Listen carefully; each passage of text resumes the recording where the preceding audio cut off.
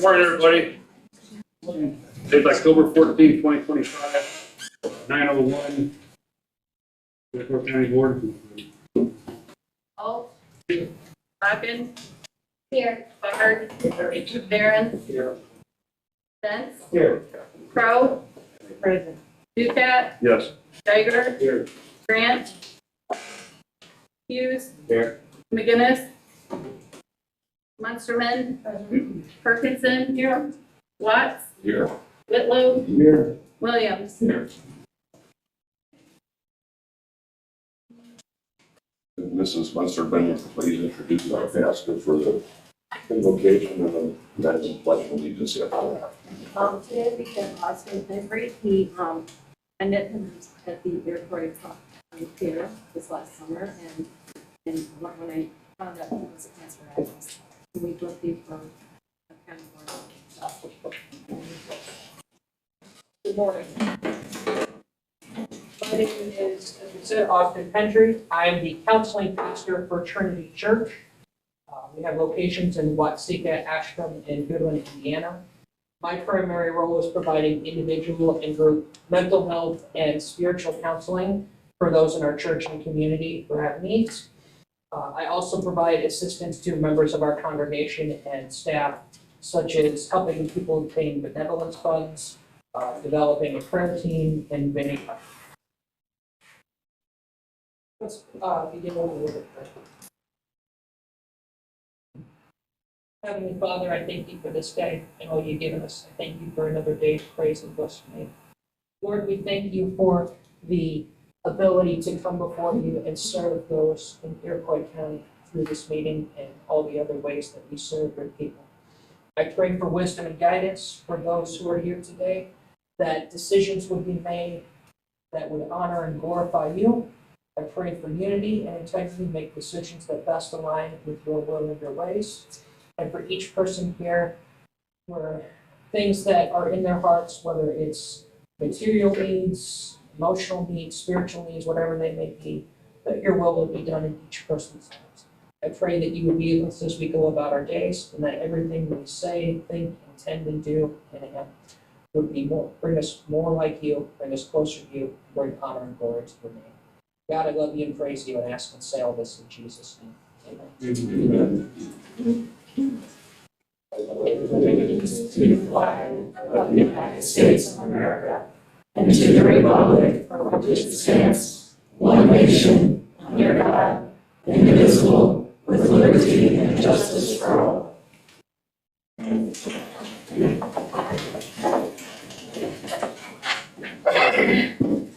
Everybody's had a chance to look at the agenda. Can I get a motion to approve the agenda? Mr. Alt, can I get a second? Mr. Hughes? Any further discussion? All in favor, say aye. Aye. All opposed, same sign. Motion passes. Everybody's had a chance to look at the minutes. Can I get a motion for the minutes? For all? Okay. Mr. Hughes? Can I get a second? Second. What? Any further discussion? All in favor, say aye. All opposed, same sign. Passes. Moving on to payroll. Can I get a motion? Mr. Williams, second Mr. Geiger. Any further discussion?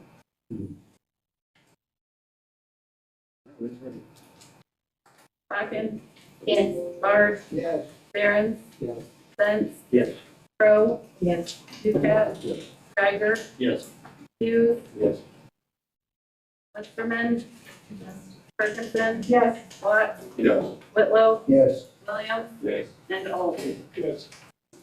All right, moving on to public comments. Go ahead, Alan.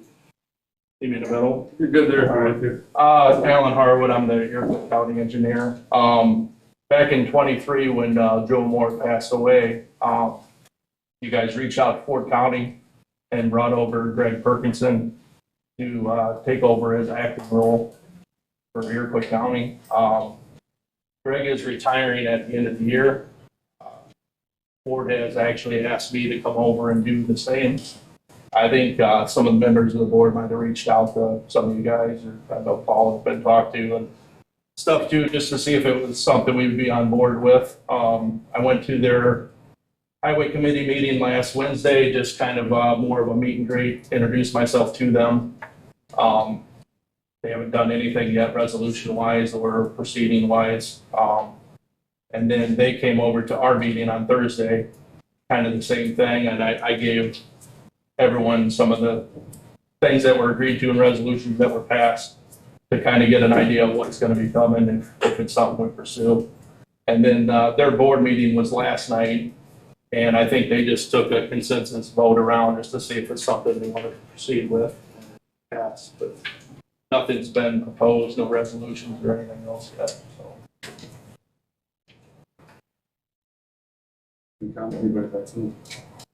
I think it's a good thing we did it when Joe Moore passed. That would be good in Iroquois County for to reciprocate. Thank you, man. Anybody else got any public comments this morning? Yes, Come good on up here. morning. Good morning. I'm Odette Hyatt Watson with East Central Illinois Community Action Agency. And I just wanted to give a reminder that we are in the Watseka area. Our office is moved from Gilman. And we are here in Iroquois County at 114 North 3rd Street. We're currently very busy in the light season where we're providing assistance with the energy bills. This month until the 31st of October, we'll be serving seniors, households with individuals who may be disabled, and households with young children under the age of 5. As of November 1st, we will be able to serve the general population. We also have a program called Warm Neighbors, Cool Friends, and that is for customers who are Ameren customers.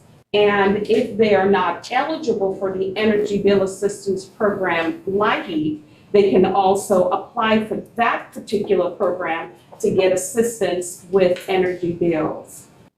We do have some community outreach where we'll be going to some of the senior sites. We will announce those next month so that we can reach more customers that are in the rural areas. We also have a program called Barrier to Employment program, a barrier reduction program.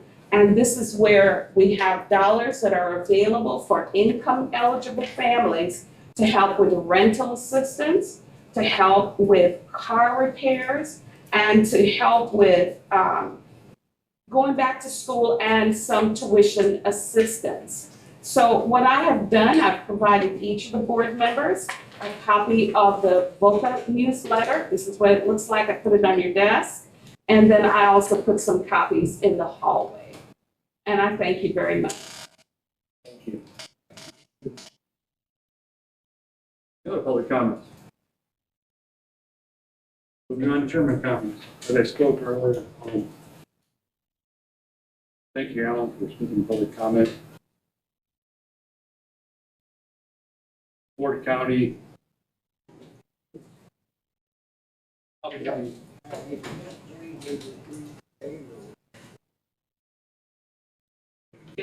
You voted yes? Yes.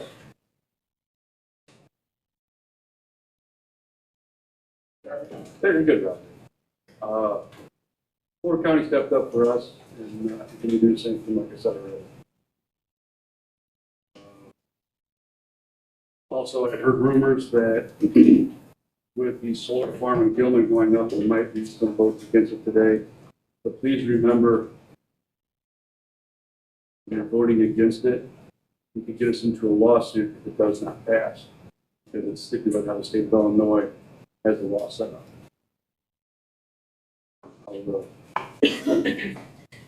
Enough out of me. Outside organization reports.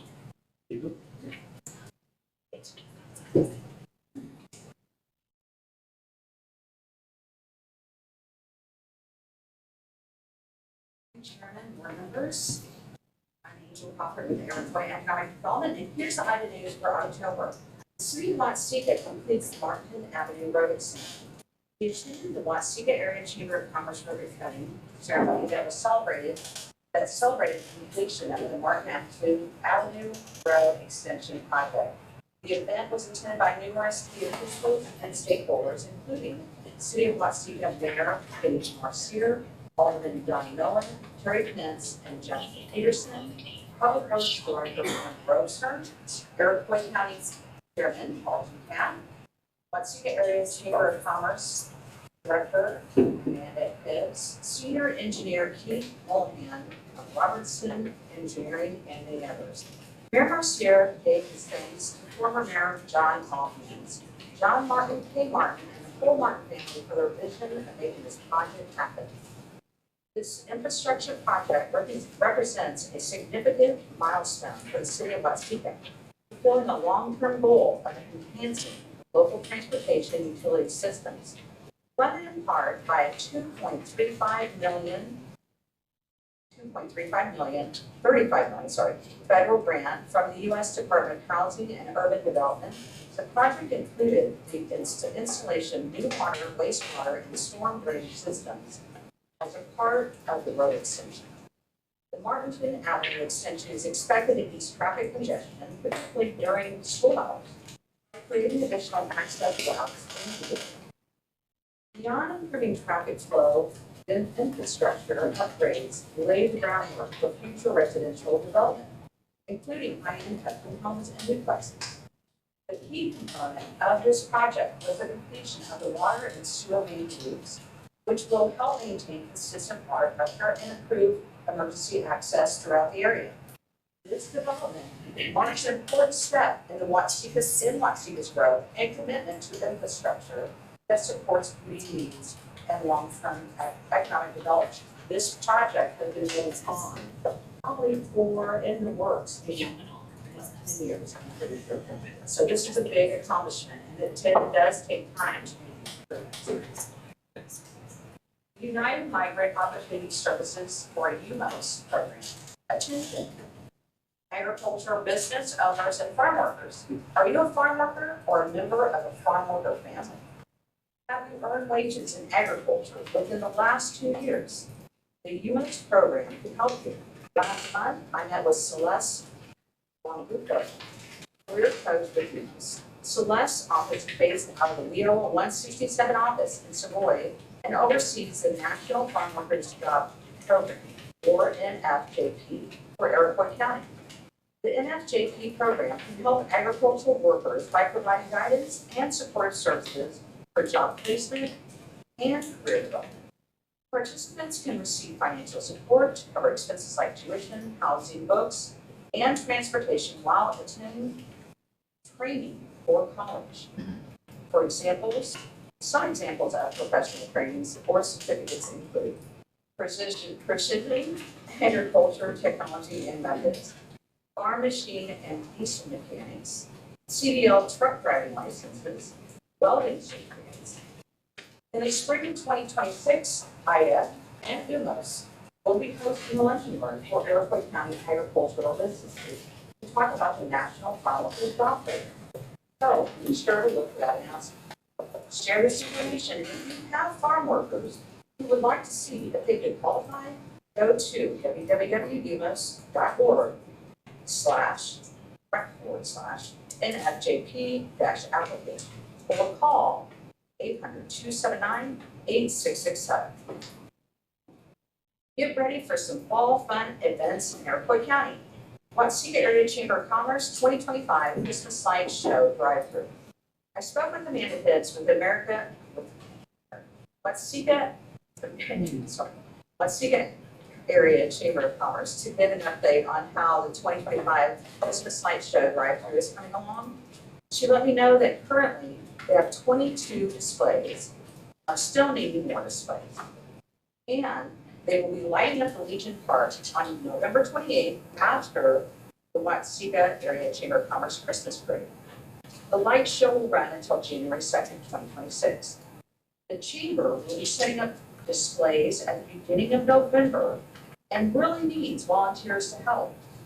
If you would like to be a volunteer to help set up or donate money to this project so that the WACC can continue to add displays, please call her office today at 815-432-2416. Let's make the most magical, fun experience for families to enjoy this holiday season. For the month of October, the Savannah's Haunted House is open. Grab your friends and scare some fun while helping to support local community organizations.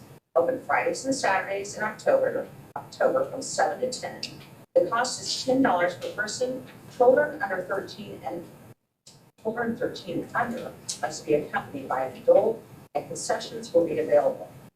This Thursday, October 16th, Moonlight Madness is happening in Waseca. Grab your friends and come out for a fun night while supporting local small businesses from 5 to 8 p.m. La Cocina has half-price appetizers and margaritas. Splendor Lane has a buy one spray can and get one half. Trio Steakhouse has half-price appetizers and martinis. Griswold Jeep has free pie samples. And there's more food, raffles, and fun. Be sure to stop and shop at every business for goodies and spectacular spooky specials. October 18th, the Silo Hub at 121 West Luna in Waseca will feature the third annual Booty Bath and Chili Cook-Off fundraiser.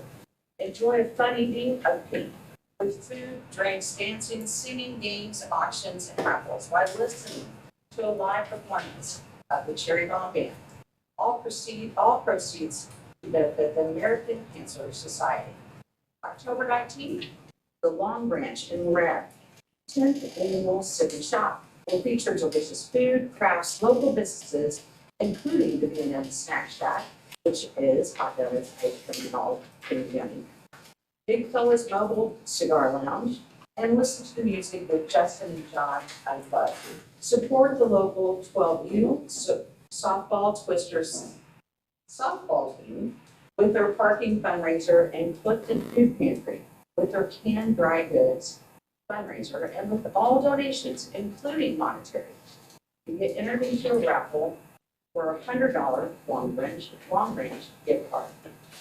If you're needing assistance starting a business, know of a business opening in your town, or would like to promote events in your town, please call our office at 815-432-0072.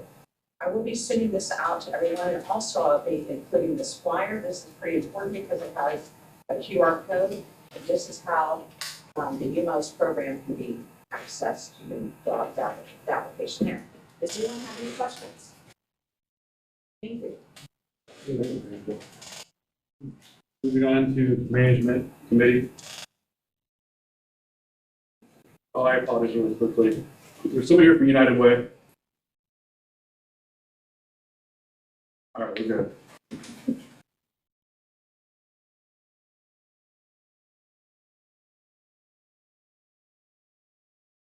Mr. Chairman and members of the county board, your committee to whom we refer management services would beg leave to submit the following report of the matters before them. The committee met at the Administrative Center on October 6, 2025 at 9 a.m. Members present were Ferguson, Bakken, Crow, Bard, and Watts. John Grant was absent.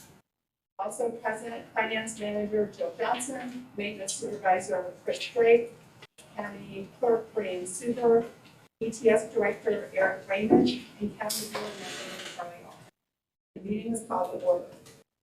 It was moved by Crow and seconded by Watts to approve the agenda. Motion carried by voice vote. There were no public comments. Maintenance Supervisor Chris Drake's report included the following.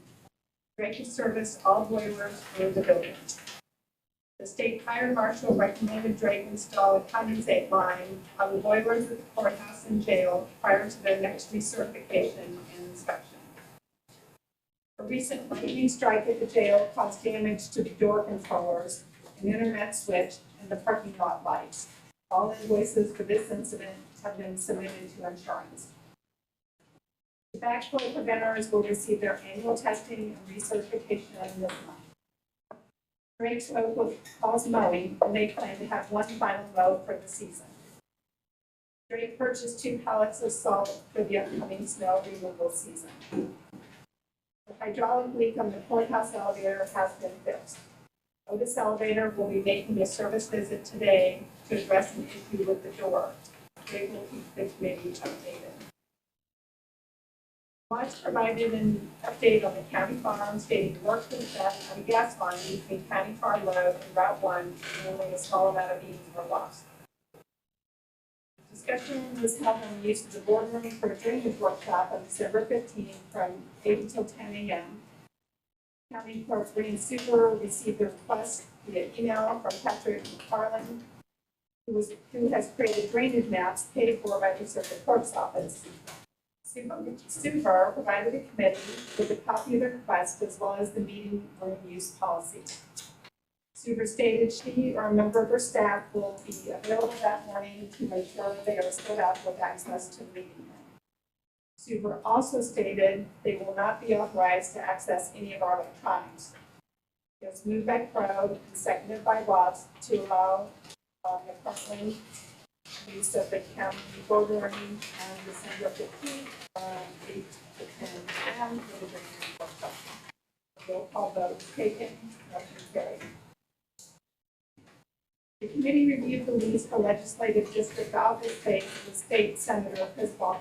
The lease is dated August 1, 2025 through August 1, 2026 at a cost of $300 per month for a 90 square feet of office space. Finance Manager Joe Johnson said she forwarded the lease to State's Attorney Mike Quinlan, and he has given his approval.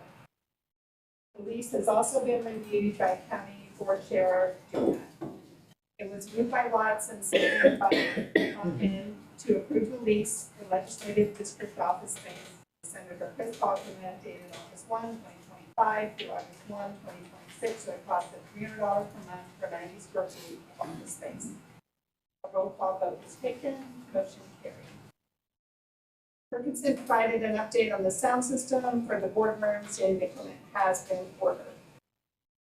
The committee reviewed the claims. It was moved by Bard and seconded by Watts to pay the claims subject to county board approval. A roll call vote was taken, motion carried. During old business, Crowe inquired about the workforce development lease that was approved last month. The lease has been signed by all parties. Crowe also inquired about items taken to the electronic recycling event. Johnson said each department was responsible for taking their items to the event. There was no new business. The next management committee meeting is scheduled for November 3rd at 9 a.m. As there was no further business to come before the committee, it was moved by Crowe, seconded by Bodkin to adjourn at 9:25 a.m. Motion carried, all of which is respectfully submitted, and I need your approval. All right, there's a motion on the floor, there's a second. Barton. Any further discussion? Chairman, I have a question about the lease. There's a lot of legalese in number 12 that I didn't quite understand, but looking at it further, it's clear. But on 15, it's the legal status disclosure. Cut down as an individual, that you get government entity. Does anyone want a copy of the lease?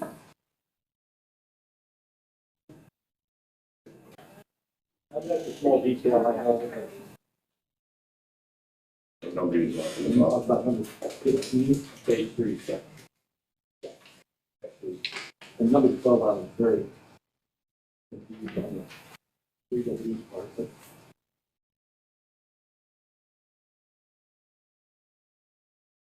legal status disclosure lesser is doing business as.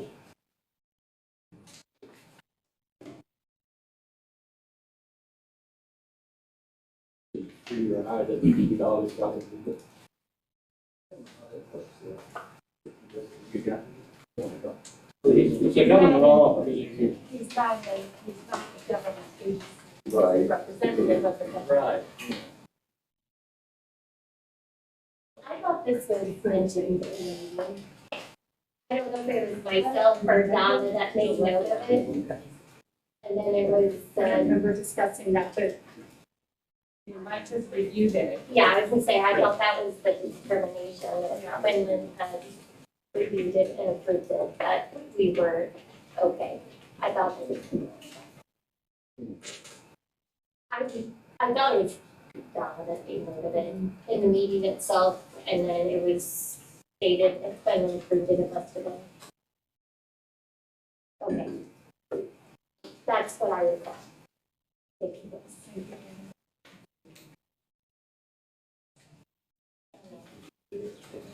Okay, like that. Yes. I just want to do a clarification. Further discussion? Okay, this is approving management and the lease. Bard, Yes. Barons, Yes. Benz,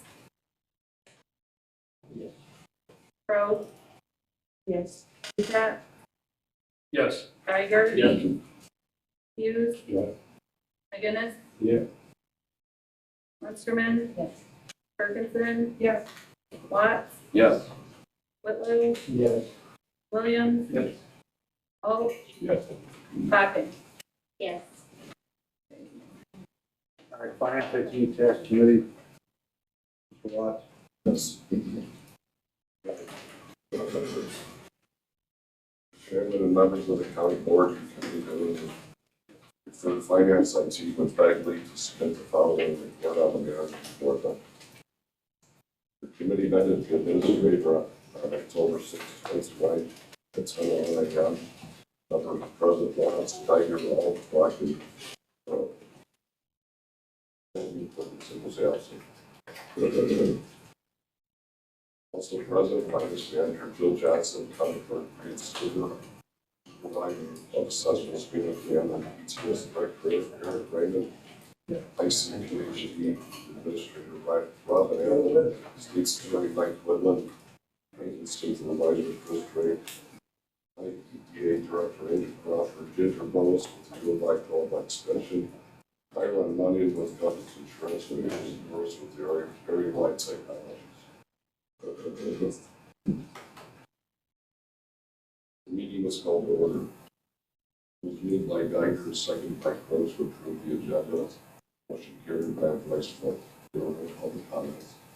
Ireland Money with Government Insurance report, once the application is received, shall be able to receive closed action. Susie Warner with Lone Star Insurance reported via email that Blue Cross Blue Shield is still reviewing the rate relief request. And then Sedora with the area light technology for the Pittsburgh Road for the south and the border. They are waiting the microphone. Public Health Department Administrator Alan Trump presented the fiscal year 2026 Health Department budget with a surplus of $272. Ellen reported that when she was hired, she inherited a deficit of over $79,000, and there was also $100,000 worth of grant cuts this year. The health department is offering many new programs that are free and partnering with our agencies with a very low cost. Ginger Bowles with the U.S. Co-op extension presented her budget to the committee. The fiscal year for the U.S. Co-op extension runs July 1st through June 30th. Bowles said she's planning to bring other staff under the Fort County work budget because there is need for more education in the schools. They are receiving additional money from the Farm Bureau as well as the local 4-H Foundation. Also, the state matches 85% of funding that the county provides. Lowest request for the fiscal year 2027 budget is $1,300. She asked the committee to consider a $5,000 increase. My finance manager, Jill Johnson, noted that the committee approves the increase. The general fund budget will be negative as there is only a surplus of approximately $1,700. The committee could also revisit the EAB numbers provided by the assessment. It's recommended the committee not approve the $5,000 increase for the 2026 budget, but consider it at a later date. Department heads gave their monthly reports. They are as follows. County Clerk Green Super report that she's been working with the state's attorney Mike Coleman regarding Public Act 104-0382, require all county reporters to establish a fraud referral and review process. The law was passed in 2015 that gave the counties the option to create this review process, but now in 2026 it's been mandatory. The restriction presented an ordinance that the county board has decided to establish this process. Supervisor of assessments, Mia Cantor, reported she has received notice from the treasurer's office that $1,925.15 in interest has been earned on 100 that was invested by the GIS special fund. The assessment office is currently looking at the township relates to process. McKinnon reported she attended the press and media training seminar in September hosted by the UNLA County's Risk Management Trust. McKinnon said it would be a good idea to put to have steps in place for handling press and media in the building. McKinnon is on the UNLA chapter I-880 executive committee and then received outstanding chapter affiliate award at the conference. Lastly, McKinnon discussed the 2026 budget and the cost she's made. McKinnon noted that the supervisor of assessment salary reimbursement should reflect half of her salary for fiscal year 2026. The amount currently listed is reflected in the salary she requested. McKinnon requested salary increase for her chief deputy. Last year, an increase was requested for education to allow the chief deputy for a CIAO designation to the lack of township assessment. This employee maintains the GIS database in which Yellow can be paid from the GIS fund. The assessment office consists of a supervisor of assessments, chief deputy, 3 deputy clerks. Sheriff Leprosy recorded the fund purchased through a grant from the Arthur and Pension and Griffin Trust has been received. Sergeant Watson, investigator Snyder, had the right to 9 hours of the department's current policies being completed. Sheriff's Department purchased a 2023 Ford Interceptor police package for $18,000 from the Lexi Ford, which utilized $16,000 of equity in some of the higher mileage Tahoe truck patrol vehicles to offset the cost. The balance is $14,987 payable on December 1st. Garcia is working with the Iroquois County Superintendents on a project that will have a StarCom radio installed in every school in Iroquois County. This project is dependent on grant funding and the Florida Maritime via approximately $4,480 per year for the radios. If the project is approved in budget, the Sheriff's Department will be asked to the funds due to the current StarCom contract remaining in place. First, he is inquiring about selling other vehicles to local auto resellers to maximize our returns on used or county vehicles. Procedures and State's Attorney Mike Coleman addressed the committee's application on the situation stating that the First Amendment right for people to record public officials and public employees. Coleman's advice is to be accommodating and allow them to record their own meetings. The committee discussed possible training for its staff, the insurance company regarding this matter. The Iroquois County Health Department Administrator Alan and the Health Department has implemented policy and clearly marks staff only, patient only areas. Finance Manager Jill Johnson reported she continues to work on year-end items in the 26 budget. Johnson sent out 25 report bills. ETS Director Eric Raymond reported an ETS board meeting October 7th, and he anticipates the ETS budget will be approved at the meeting. Raymond and Percy were approached to look at dispatch record management system cloud-based. Maintenance of this building, which is zero, building of the building security, as well as the protection parts on the upgrades. Current maintenance cost of $38,000. Moving to a cloud-based program that costs $65,000.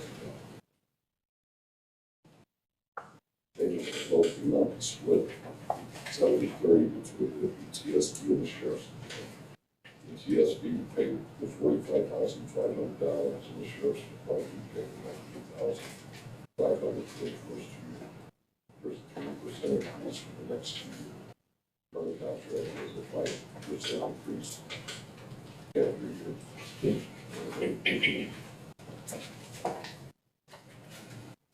IMDA Director Andrew Crawford thanked the committee for reviewing and considering the 26 budget request.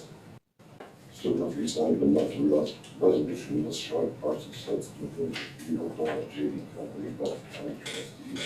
And was moved by Geiger and seconded by Jamie Hawkins to approve the resolutions for parts of the next tax process and all relates to motion carried. No discussion was held on the monthly finance report. Committee discussed the ordinance authorizing the sale of indoor disposal of personal property was late last month for review. It was moved by Hawkins and seconded by Geiger to approve the ordinance authorizing the sale of certain personal property that is not allowed or used for roll call vote is taken. Motion carried. Discussion was held on the year 26 budget. Committee was provided with updated budget worksheets. Discussed implementing the wage schedule for non-union employees.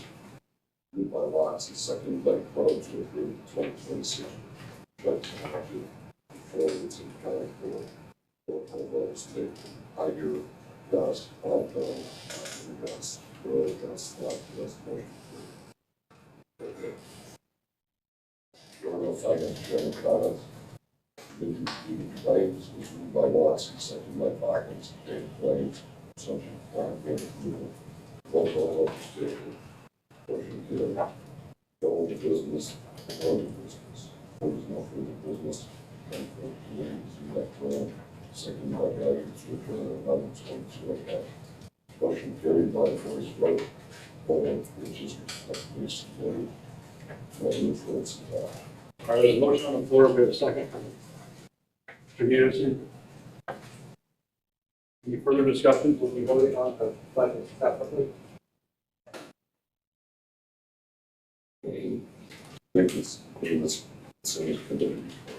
It says that it was approved to be forwarded to the county board, plus you can't approve the budget right now, you have to place it on file. Well, right, I mean, but Right. to put it on display. Right, but that's not what was said in the meeting, it was to forward it to the county board. So there was changes from the finance meeting until the copy that you have in front of you. And notably, the one change is for co-op extension. After we clarified with Ms. Boaz, she had requested the $115,300, and she had wanted $116,300. The $111,300 is what she is getting for the FY25 budget. So we increased that by $1,000. The other change in there was a grant that we found information, or that information was received. And so we put in those numbers in Fund 385. So instead of saying 0, they now have numbers in there. The elections grant fund. So they're going to be, it doesn't affect the general fund. They essentially are, they get the money from the grant and then they'll spend it through the election process. But the voting on this, The copy you have in front of you is, puts it on display. you're voting to put it on for public viewing. You're going to make a separate motion to put it on public display because the committee forwarded it to the county board. Okay. Everybody understand? So this is approving the minutes from the meeting, and this is approving the resolutions for the sale of the property. This isn't approving the ordinance because that changed, and this isn't approving placing the budget on file, okay? Minutes and, resolution. Barron. Yes. Benz. Yes. Crowe. Yes. Duca. Yes. Geiger. Yes. Hughes. McGinnis. Yes. Musterman. Yes. Perkinson. Yes. Watts. Yes. Whitlow. Yes. Williams. Alt. Yes. Hawkins. Yes. Bard. Yes. Carried.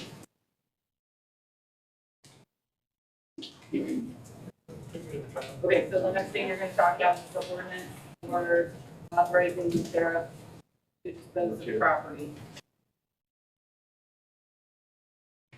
Discussion and action on the ordinance authorizing the sale and or disposal of certain personal property no longer considered to be useful for the county's public purpose. Right, yeah.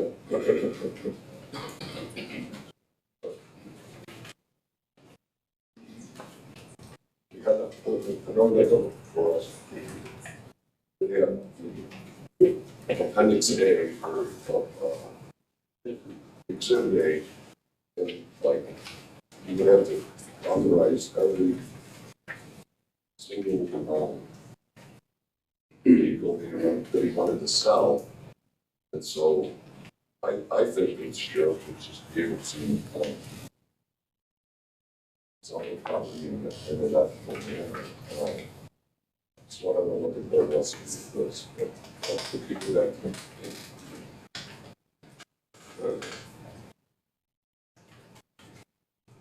sheriff wants to be to this at all.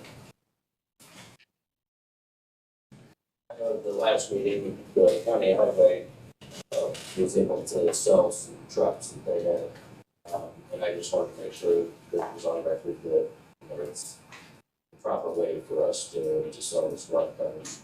In the past, we traded those to Drawleys, now we're utilizing other vendors, which doesn't make that workable as far as trading those vehicles. So we did have 3 vehicles that we had for sale, and I just want to make sure we got the proper way. So what is the law stating? Usually stuff like that has a lot of public view. We brought this to the state attorney and said it was good. This is what Bradley uses. That's how we bought 2 of the vehicles from Bradley. So I asked the chief if I could have a copy of that. So we provided that. We worked on that, reworked it, and it was for presenting to you guys.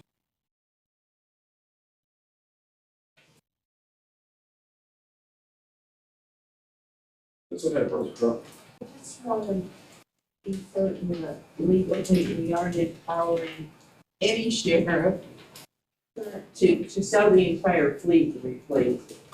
You know, that there's some oversight there. Well, it allows the sheriff to move ahead, but we can't decide that, It appears with him adding exhibit A, which are the 3, vehicles mentioned, that's what you would be allowing him to sell, or those Today. 3, right? So this does not empower him to, Get rid of everything part 1. yeah, or, well, what happens in 12 months when we do? He has to come back. Right, so what you would need to do is come up with a policy on how, if you wanna, if you wanna allow, what Scott wants to do to let the sheriff dispose of vehicles, by getting the best price or whatever, you guys would need to spell out what you're going to I wanted to let allow. him do what he needed to do this month, and work on it next month, Yeah. and it. And this ordinance that the state's attorney looked over, this is the exact ordinance the state's attorney looked over. The only thing that is different are the 3 vehicles that he added in Exhibit A to say that that's what he wanted to dispose of. Remove the stone. And because the disposal of the vehicle would have to come going through the same process. Unless you set up a policy that's different. And everything. Do that later, like today, we can take it. Right, Make no. yeah, that's what I'm thinking. I would go to,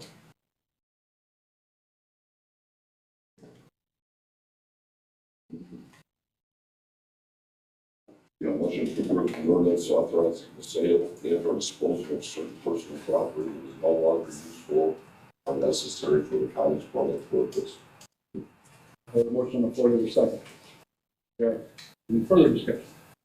That includes the dividend, right? Yes.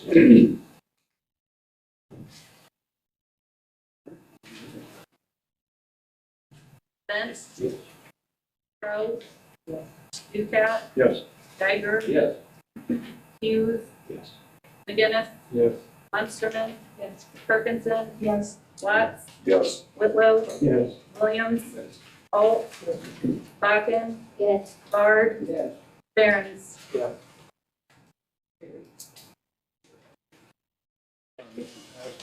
Sheriff, I'd suggest just keeping this in your folder for the next time. And then you just change debit A to whatever you need.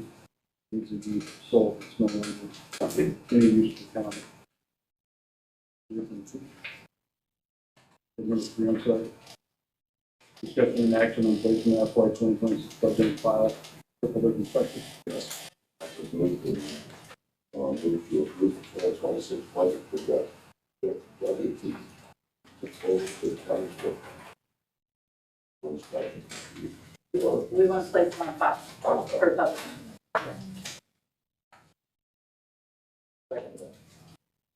We have first and a second, Mr. Geiger. I'd like to know, Charlie, why did you vote against it?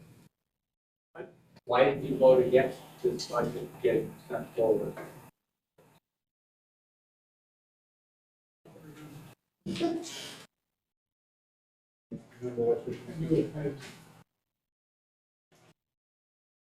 Ms. Scruggs. Well,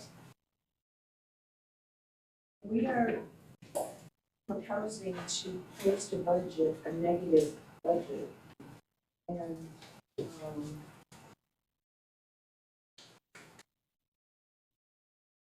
that I haven't heard before. And as of the finance committee, I'm a little bit confused. There's just some explanations about things that have changed. I thought we were operating with the $1,700, in the black $1,700. And so we've never posted negative budget. Never. We're not approving a negative budget. Our positive, general fund budget had a balance of, sorry.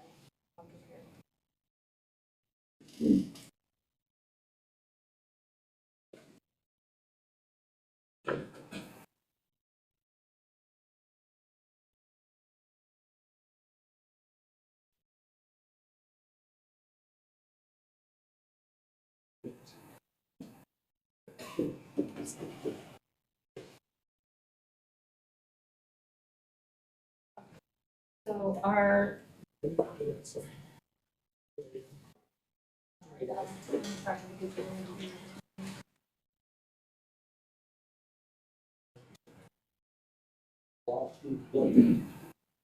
Why are the raises not consistent though? Up, down, all up? Individuals got higher raises than others. It's just not a consistent raise across the board. No, it's not.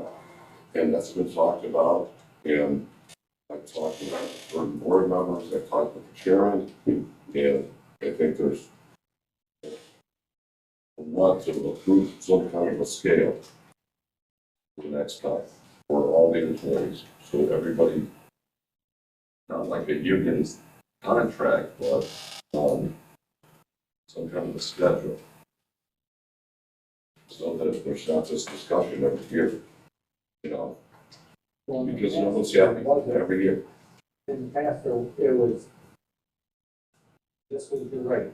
There may have been a few examples where it was a little different. Well, and people have certain, requests, like for chief deputies, or they want to recognize a certain employee.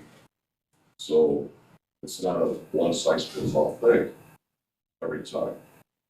But I agree, there should be some kind of a schedule, and then we don't get to go through this every year. Of deciding, the finance committee, like, we don't see them in the offices every day, so, I mean, I agree with you, but look, right now, this is what we have.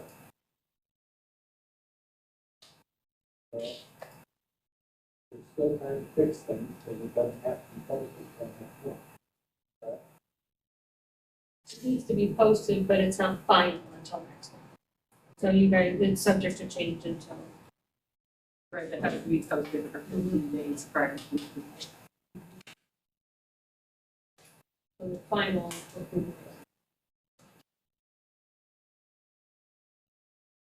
And to answer your question, Donna, there's a surplus of $1,481.39 in our general fund. It's on page. Yes, it's on page 10. It'll say general fund total. I think, Lyle, if you have ideas, take a look at it. And then let us know. It's, Well, we have looked hard at this budget, okay? I mean, it's not, it's not to take it lightly. I mean, we've looked at it hard, so. You're more than welcome to. If you want to hold it for next month, I'm fine with that. Now, if you want to make choices, well, they can post it, but we can still change it. Right, we can't change it. Then I'll have to repost it. I don't believe so. I think it just has to be posted for the 15 days and you guys can make changes after it's been posted. Trust me, we're all I would like this budget approved today, I mean, put on display today, though. I really would. Propose at this We point. still put on display, and let them still take the budget to you think. Okay. Well, when I looked at it, as an issue that could cause problems. And let's put it on display, and you let us know what the problems are. And if we can fix it, we will. I'm good with that. Because I think we had a lot of frustrations trying to be fair. Right. Yeah, and like. Motion to vote. Can anybody make? Yes, you guys. Sure. Well, I mean, it's that out the publication for the public makes suggestions too, so What's the steps or what's the process? I just don't want it to be delayed so that, because then the levy is next, and so I just want to keep the process going. When you talk about employee consumption, payments for services, sometimes we'll pay an hourly rate. There may be some exception on a project. The boss may say, well, we're giving you the X, Y, Z bonus of, say, $500. Give them $500, whatever the dollar amount is. That person's paid for that year. Doesn't change the pay on their pay schedule.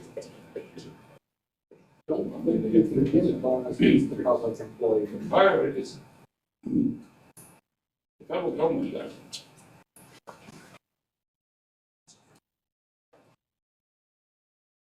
There is ways to do it without affecting government, be the GS 1 or 5 or 15. There is ways to do it without affecting the normal schedule. But everybody is in the same summer superior employees. Awarding people.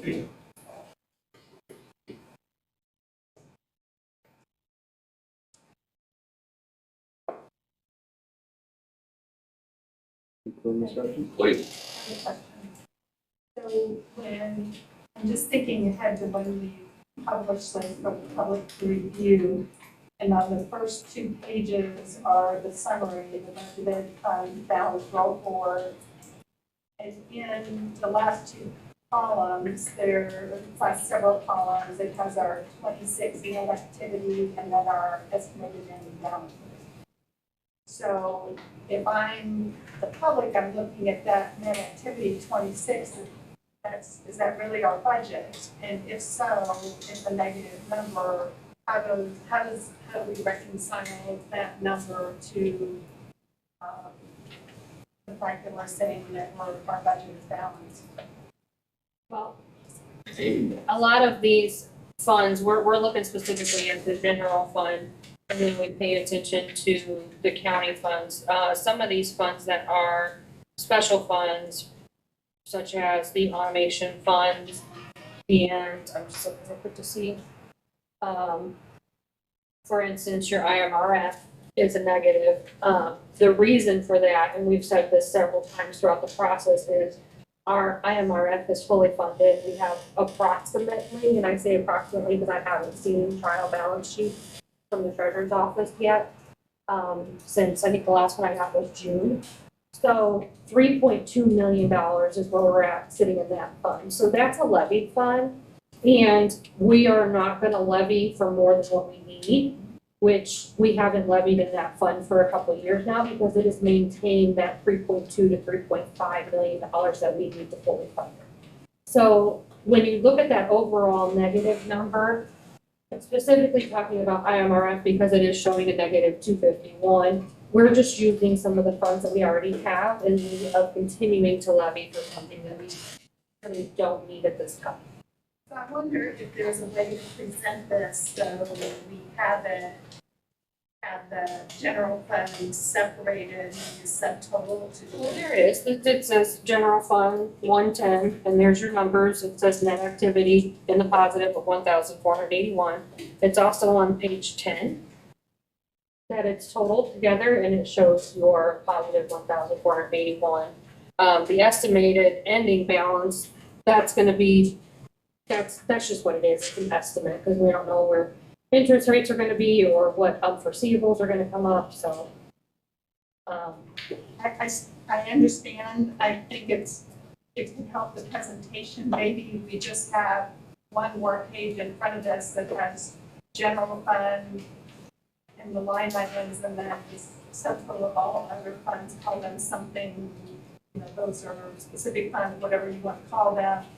So it's front and center. So this page that has all this spelled out, and then another page just like it saying the same stuff in a different form. Is that what you're asking? Just like this one page that shows front and center that the general fund is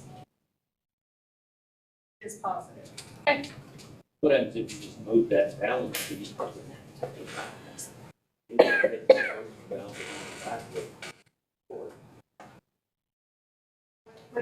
Whatever Jill thinks is, and whatever is the best idea, but I do believe that making it clear that in the first 2 pages, you see a negative balance of $77,000, you think that this is balanced.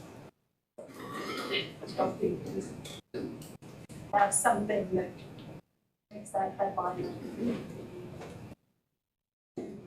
benefit of everyone reading.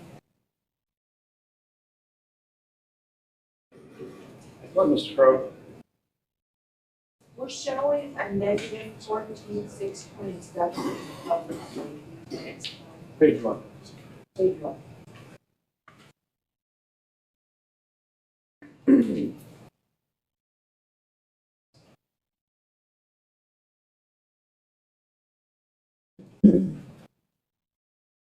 And I can tell you the reason for that is the joint dispatch salaries and the amount of money that is getting transferred over from the city, the general fund, and fire and police and ambulance and all those different transfers you'll see on that fund. I think it's 710. 720. 710. Yep, thank you. We needed to we needed to fund those, and the finance committee, chose to take that additional, I believe it was 86,000 out of public safety. And that current balance sitting in public safety, and you'll have to forgive me, the last balance sheet I have again is from June, is reading that there is $714,291 in that fund. And I'm just reiterating what the finance committee already went over. It's the second year in a row that we have posted negative to that account.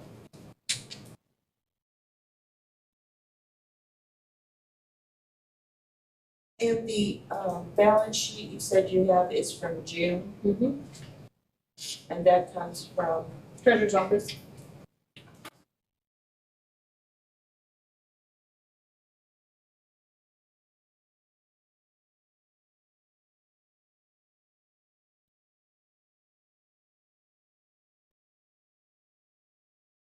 going in the wrong direction.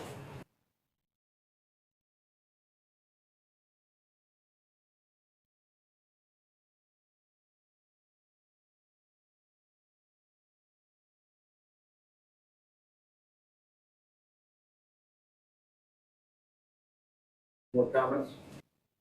Questions?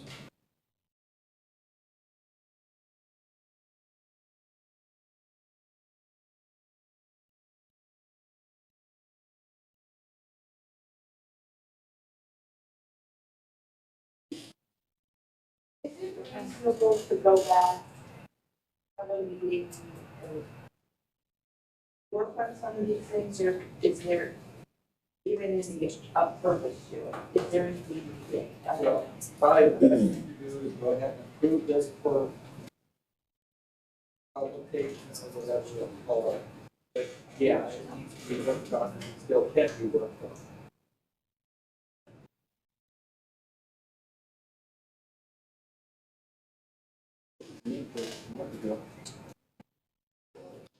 Not from you, just from the board. Let them go. It's positive, it's not in the negative, so. It was positive in the finance meeting. That's my finance meeting. I think it's still going, so. So they say. Because that was prior to the joint dispatch number. Because what had happened was, when I contacted the city, and I'll say it yet again, after I've repeated it several times, that when I contacted the city of Waukega, they had not heard of the 222,000 and some change number that was put into the budget, and they were still set at the, I believe it's the 162.5 that's in there now. I haven't heard anything. I knew that they had a meeting with you, Scott, and Paul, maybe, and with you. That's supposed to happen later today. Okay, so 162.5 is what I put in there because that's the number that they had heard about. So then that created the downfall. So between the general fund transfer and what was decided, the public safety transfer, that covered the salaries for the joint dispatch fund. Expected salaries, I should say, for FY '26.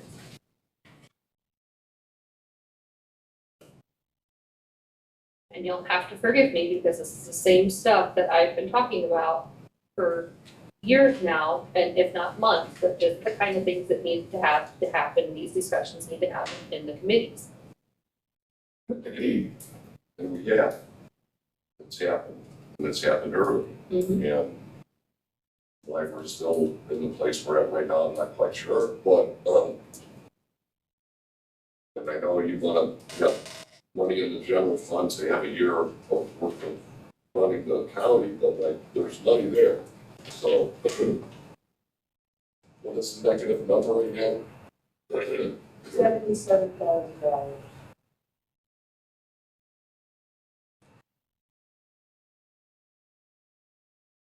Well, I still think we need to move forward with approving the budget, putting it on display. Donna, can I ask where you're seeing the 77? Well, it's on page 2, 76. Okay, so what, okay, so this is right here. 890 exactly. So You're looking at the second page, 710.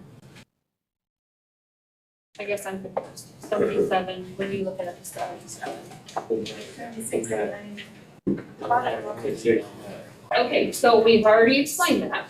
The 76,890, that's what is negative for all the funds, including the general fund. And like I gave the example of fund number 135, which is IMRF, we maintain a balance of 3.2 to 3.5 in there to be fully funded for our IMRF needs. And you'll see that that's sitting at negative $251,445. That's because we have chose not to levy anything since that fund is fully funded. Hopefully, having a little tax relief on constituents. So that has a lot to do with your overall, with all of the funds together, the negative 76,890. Now, if you look at public safety tax fund, which is Fund 200 on page 15, it is budgeted for a negative, but it is a negative $14,000. Okay, I just wanted to make sure we were on the same page. Well, I understand. I just wanted to make sure that you were on the same page and we were looking at the same thing.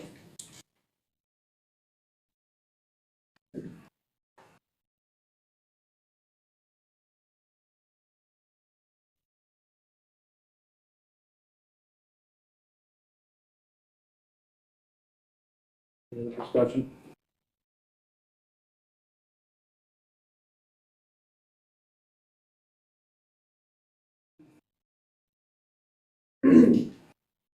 It's the only question, is what is gonna be the meeting, who's on the meeting, how this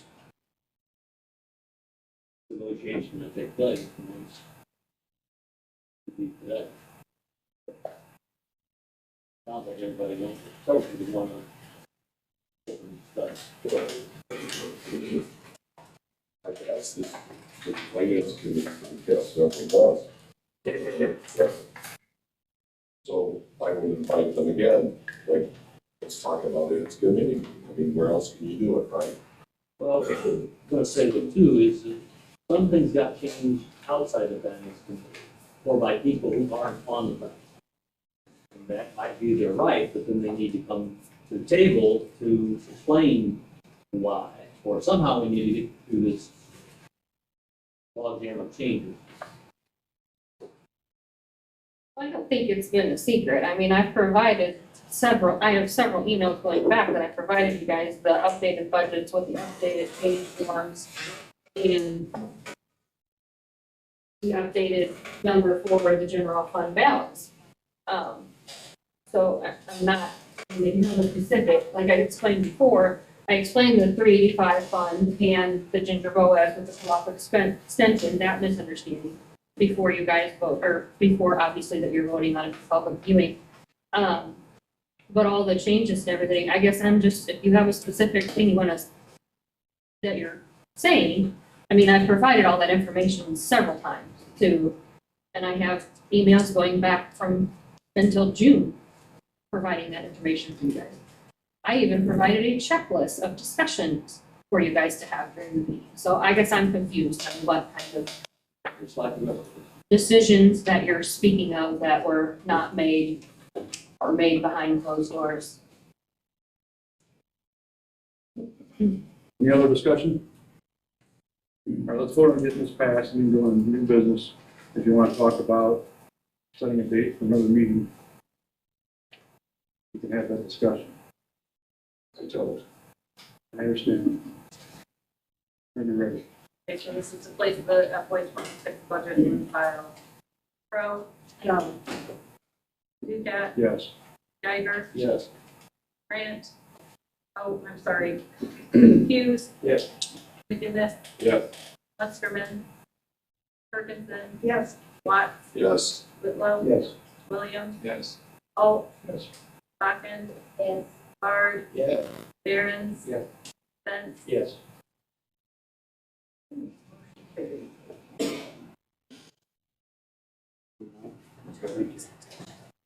Health Committee? Ms. Crowe?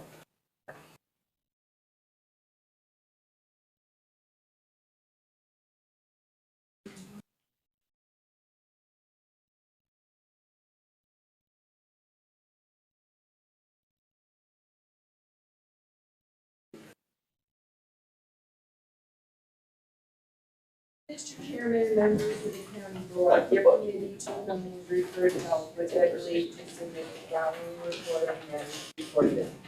Your committee met at the Administrative Center on October 7th, 2025 at 9 a.m. Members present were Carl Hughes, Dennis Barr, Grant Mustin, and Yvette absent. Also present Finance Manager Joe Johnson, ICPHD Administrator Robin Allen, Animal Control Administrator Angela Prairie, Susan Penny, Veterans Assistant Jennifer Ingram, and Amy Zabel with the Iroquois County Mental Health Center. The meeting was called to order. It was moved by Steve Hughes and seconded by Kevin McGinnis to approve the agenda. Motion carried by a voice vote. There were no public comments. During agency reports, Superintendent of Veterans Assistance Jennifer Ingram reported to the committee that she had a discussion with Amy Zabel from Iroquois Mental Health Center to address the questions that were discussed last month regarding the brain tumor program. Zabel said Iroquois Mental Health Center is a community care network and any veteran that comes to them for services and has VA benefits, the VA is billed directly. Iroquois Mental Health Center has a grant from the federal government that is specifically for first responders and suicide prevention. It has been allowed and encouraged to include veterans in this program. Grant funding is expected to end in either December 2025 or June 2026, and Iroquois Mental Health Center will determine whether to continue these services. They will also reported that IMHC has a program coordinator that provides mental health first aid training, QPR, persuade refer training, and phone counseling on access to legal means training. The program coordinator also distributes gun safes and gun locks to first responders in the community and is training with Canton and ICOM. This training is targeted for the first responder entering the 911 call. ICPHD Administrator Robin Allen distributed the monthly summary report program. Environmental Health issued 13 temporary permits. There were 13 radon kits given and 40 mosquito samples for West Nile surveillance. The West Nile surveillance program will end on October 15th for the year. Community health reported an increase in immunization and flu COVID shot clinics will begin in October. There were 2 tuberculosis cases investigated, 7 hemoglobin screenings completed, and 7 lead screenings completed. Community outreach held 25 educational presentations, and there were 281 news visitors at the Iroquois Memorial Hospital lab fair. The health department is in the process of providing training to all Iroquois County libraries. Vision and hearing screenings continue in the schools. Senior Services reported 61 annual/needs reassessments. 207 clients are utilizing services. Allen reported that the health department's first mobile dental clinic was held September 26th, and another clinic is scheduled for November 7th. Dr. Daniel Milazzo, veterinarian, is being appointed to the Board of Health at the full board meeting next Tuesday. The fiscal year 2026 health department budget has been approved with a surplus of $272. Animal Control Administrator Angela Prairie reported the registration deposit for September $1,565. The Animal Control had 58 calls which included 18 found and 2 lost dogs and cats, 5 animal abuse reports, 3 bite reports, 1 bat, 6 relinquished requests. There are currently 2 cats in the building. Cat Guardians of Lombard will be taking 1 cat. There were 7 cats rehomed, 7 cats sent to Fort Hall Love, 2 cats sent to Sunrise, 1 cat returned to owner, and 1 ill kitten in foster care. There are currently 7 dogs in the building. Heart's picking up 3 dogs, 1 dog has an owner. There are 3 dogs in foster care, 2 dogs went to eye care, 1 went to Heart, and 5 dogs were returned to their owners. There were 7 dogs rehomed and 2 dogs euthanized per veterinarian recommendation. Prairie continues to participate in the spay neuter clinics twice a month. Prairie printed an animal control manual from another county that she would like to review with committees. Prairie will email the manual for later discussion. Prairie reported an ongoing issue of animal surrender requests. Animal control does not currently have a set fee or donation amount for surrenders. There are several ongoing animal abuse and neglect cases with the state attorney's office. Health Chairman Don Crow addressed an emergency impoundment done on a dog that has incurred a large amount of veterinary charges. Going forward, Prairie should be able to utilize the security post, which gives the animal owner an option to surrender their animal, or they will be responsible for all charges. Discussion is held on adding spay neuter claims to the pay now claims list. It was moved by McGinnis and seconded by Hughes to add spay neuter and rabies claims to the pay now claims list. A roll call vote was taken, motion carried. McGinnis recommended Prairie work with the state's attorney to draft a policy authorizing the use of personal funds to cover animal control expenses. Finance Manager Joe Johnson asked the committee to consider allowing Prairie to get a credit card for animal control.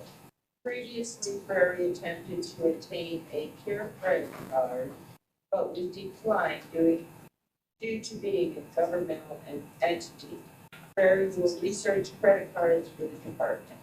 The committee discussed the animal control fee schedule. It was moved by McGinnis and seconded by John Grant to table discussion on the animal control fee schedule pending updated recommendations from Animal Control Administrator Angela Prairie.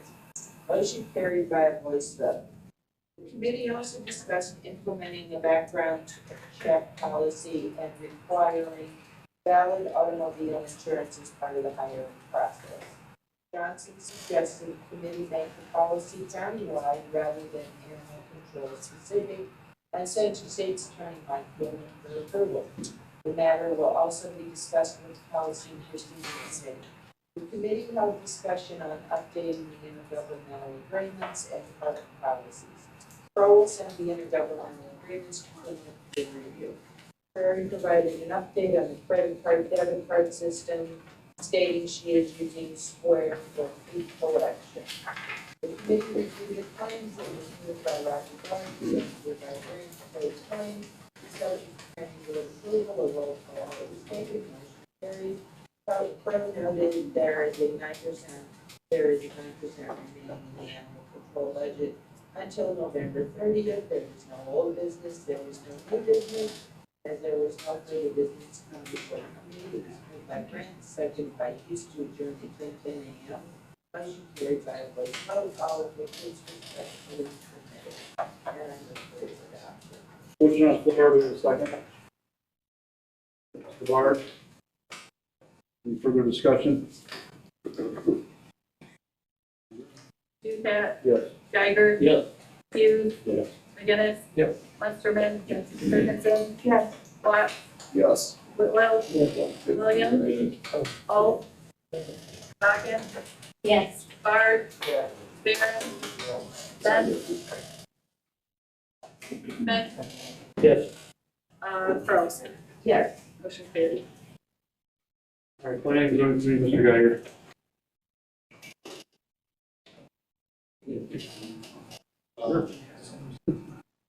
Mr. Chairman and members of the county board, your committees are moved with the first planning and zoning. The beg of leave to submit the following report on the matter before them. The committee met at the administration center on October 7th, 2025, at 7:15 a.m.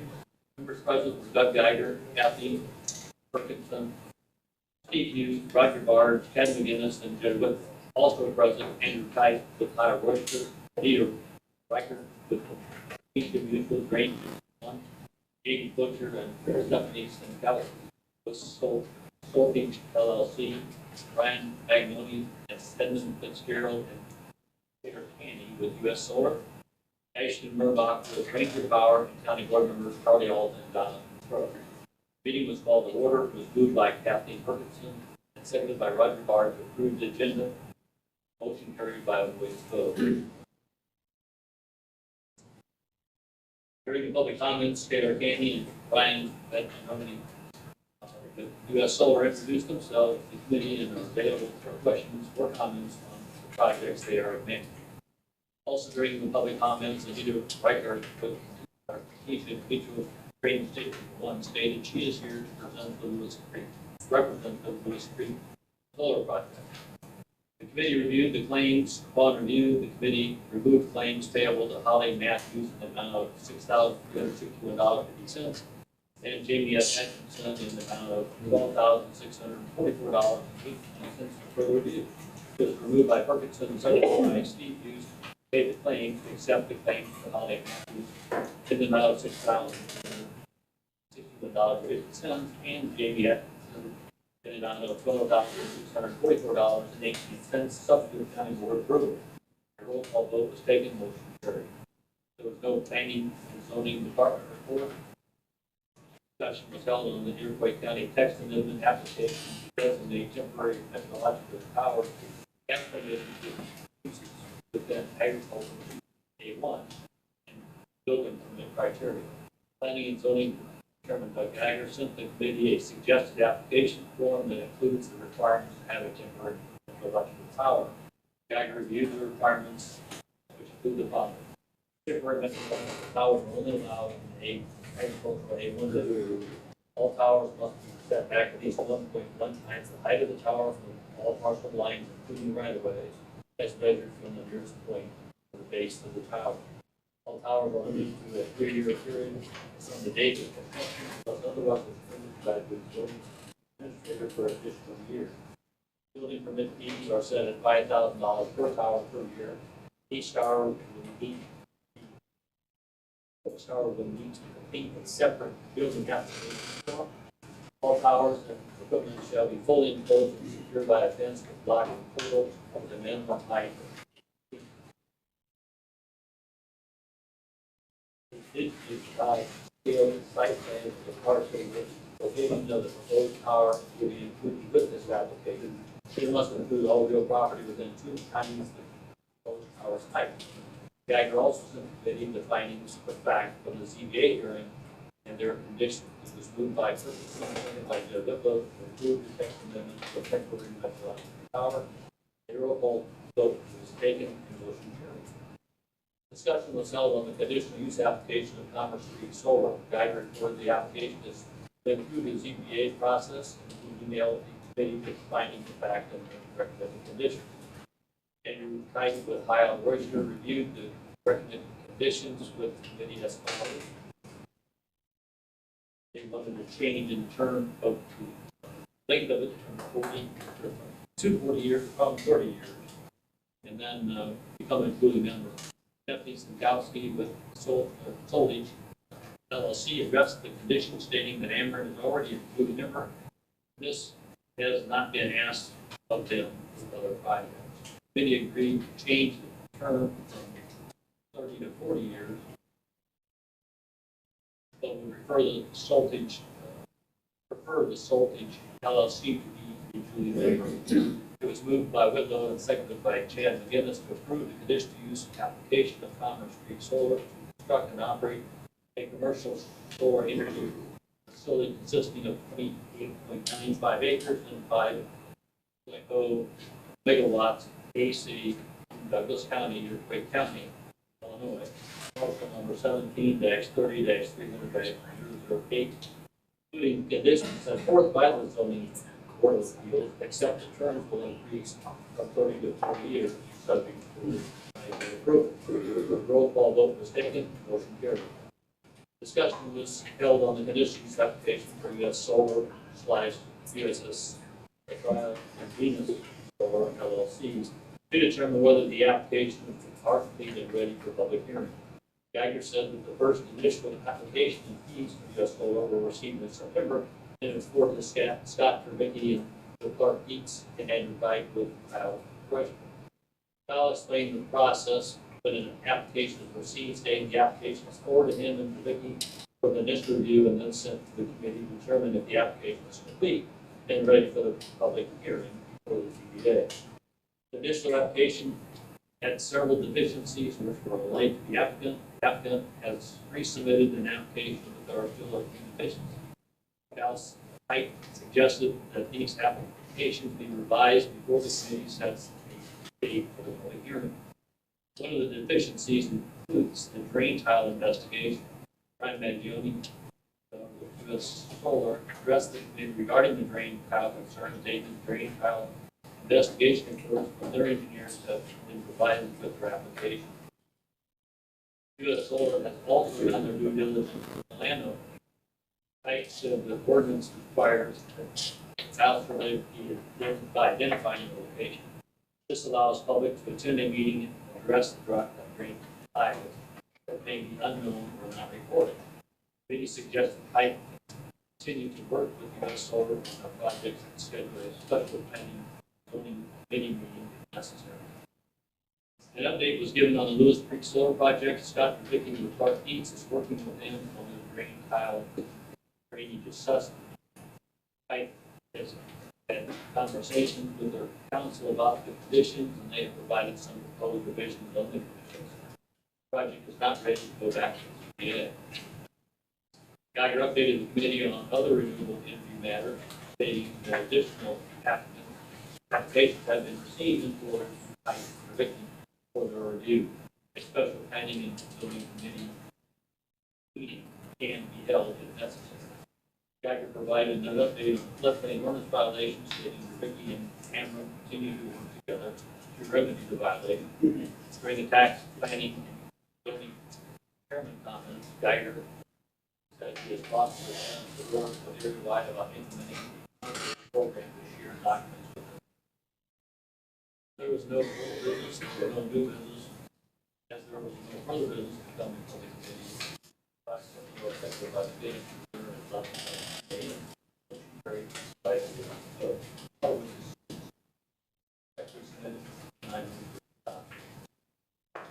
Motion on the floor, you have a second?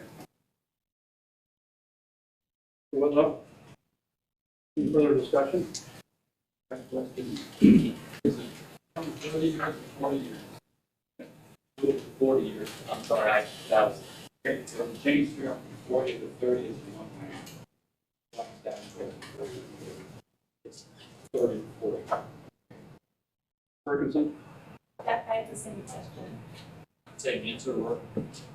So, Yeah, it's change in the document that you have also, I sent you, and all the ordinance has it, it should be in the document, change to 30.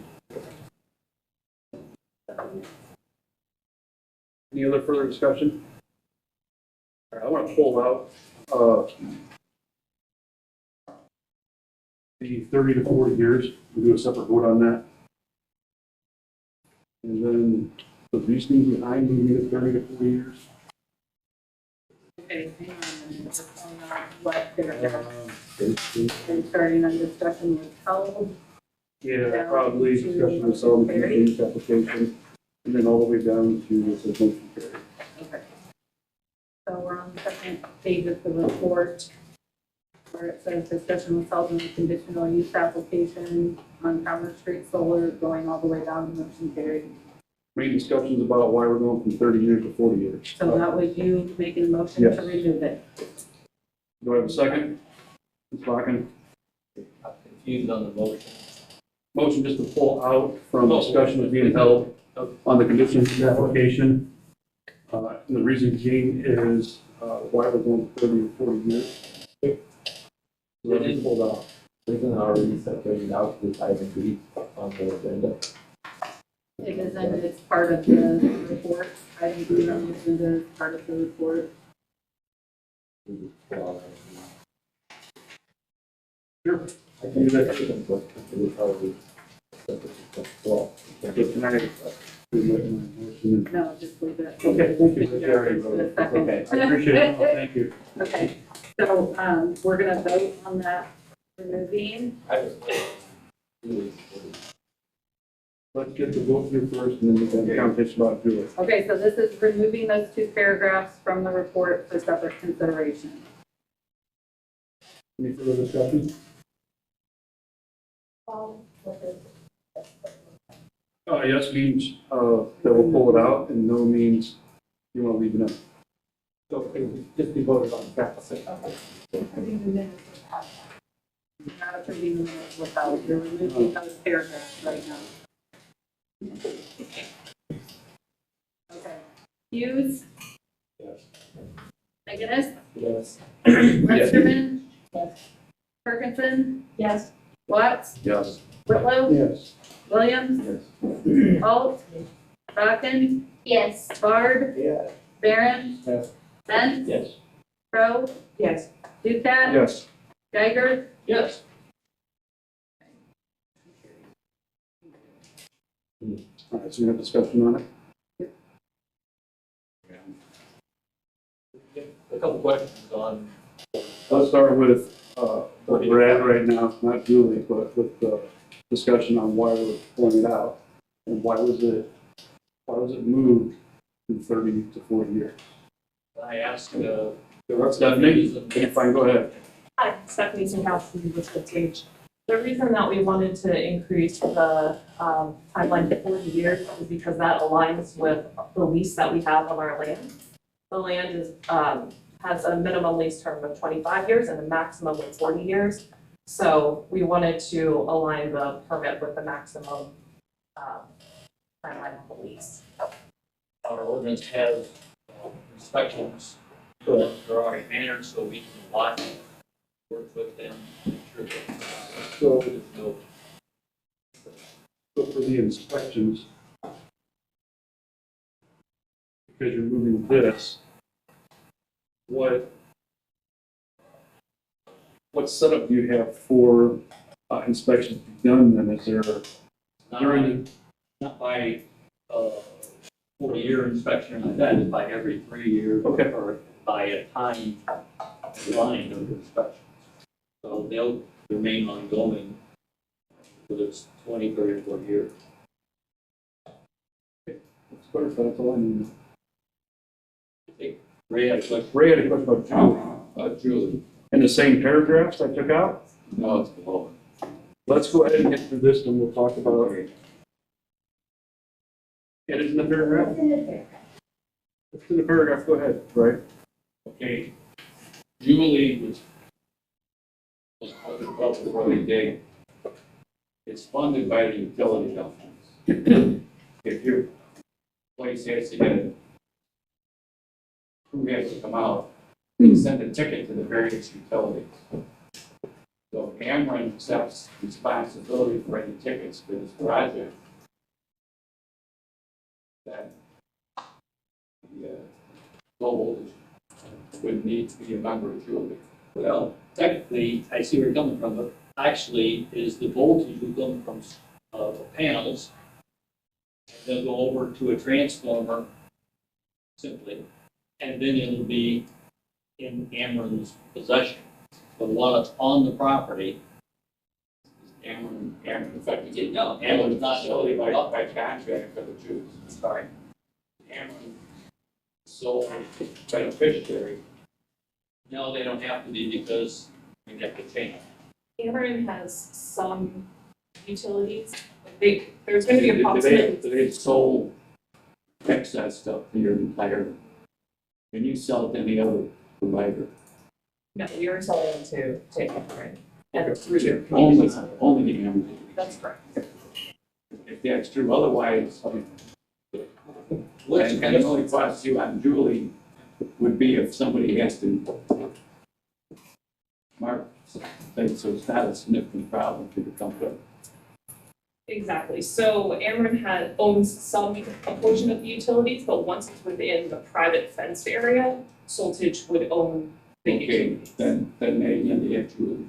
That's why we need Julie, because the poor guy out here by Sheldon got a new title out of you. You know what happened again? All right, so we're gonna set a precedent then that if somebody is getting a solar farm in, we're gonna do the same thing. It's not precedent, it's in the ordinance. Right, and we're making an exception to it. No, they have to be members, or this has No, to no, be- I'm not talking about that, I apologize, I'm talking about from 30 years to 40 years. There's nothing Ordinance about the length of time. Okay, no, we're good with that Yeah, then. okay. It's all about having so many. These are conditions that the ZBA hearing brought forward. Okay. And so that's subject to each hearing and each applicant. I don't know if everybody. So is- For your lease like you did. I apologize. Is the ZBA wanting to match how many other years somebody's having a solar farm to how many years somebody is leasing the rights to the solar? That's a question I have, just to put it out there. I just want to make people aware of what we're looking at, going through, reasons why, how we're doing it. That's all I want to do.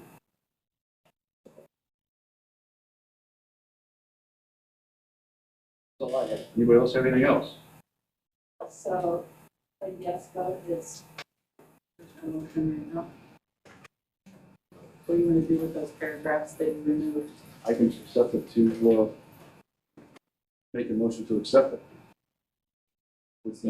Would be basically the motion to approve the conditional use application of the Conway Street Solar to construct and operate a commercial energy facility. Consisting of, what? Basically, yeah, that's, she knows what I mean. From 30 years to 40 years. Did you second that, Chad? Yes. Okay. Can we finish reading the whole sentence? Yes, we could. I just didn't want to give you absent. Go ahead. And that will include change to from 40 to 30 years, which it's just 30, it's 30 to 40. In the sentence, it's 40 to 30. Yeah, but what's the sentence for the weekend? Added. But that will change. I don't know, we're voting a lot again. I mean, he's looking at this paragraph right here. So what you're saying, what we have to try to keep this. Currently. I think that the intent was, yeah, for 40 years. But go over and it happened. But that would be correct, that's all. Yeah. Right.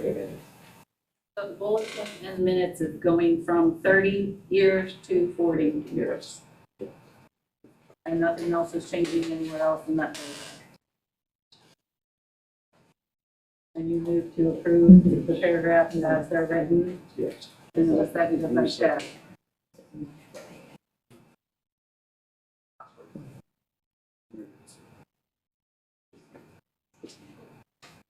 Everybody understand? Do I have any further discussion? One minor observation is the committee would prefer that the consultant be a Julie member. Are you agreeing, be a Julie member? Yes. Yeah, they're already stating it, so that's good. Any other discussion? All right, thank you. Okay, McGinnis, Yes. Munsterman? What? No, thank you. Ferguson? Yes. Watts? No, Whitlow? Stay. Williams? Yes. Holt? Yes. Stocking? Yeah. Bard? No. Barron? Yes. Vince? Yes. Crowe? Yes. Ducat? Yep. Geiger? Yes. Hughes? No.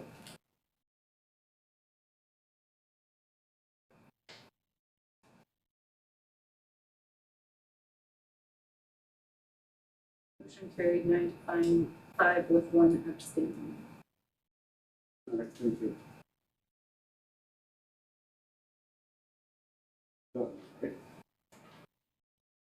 I'd like to take a minute to clarify. Go ahead. One thing on our text amendment for the Met Tower. Our attorney suggested, or he wrote it in there, that we only do the A1 agricultural district, not A2. Because when we do a permitted process, we are taking away the public's right to voice their opinion about yes or no other project. And the, according to our codes, the purpose of the A2 agricultural district is to establish a transitional zone between the existing agriculture areas, municipal and recreational areas. The specific intent is to allow continuation of agricultural pollutants within the area while encouraging developments to occur in proximity to available services, thus minimizing the conflict between agricultural uses and the cost of providing corporate services. So we're not eliminating that somebody can put up a Met tower in an A2 district. We're just saying you have to go through the ZBA process so the public has a right to voice their opinions and concerns. Really. Somebody told me when I got elected to this that we're supposed to protect the county's interests, the safety of its residents, and the rights of the property owner. If the property owner wants to put a Met tower on there and it doesn't harm anybody else, I mean, he should be good to with that.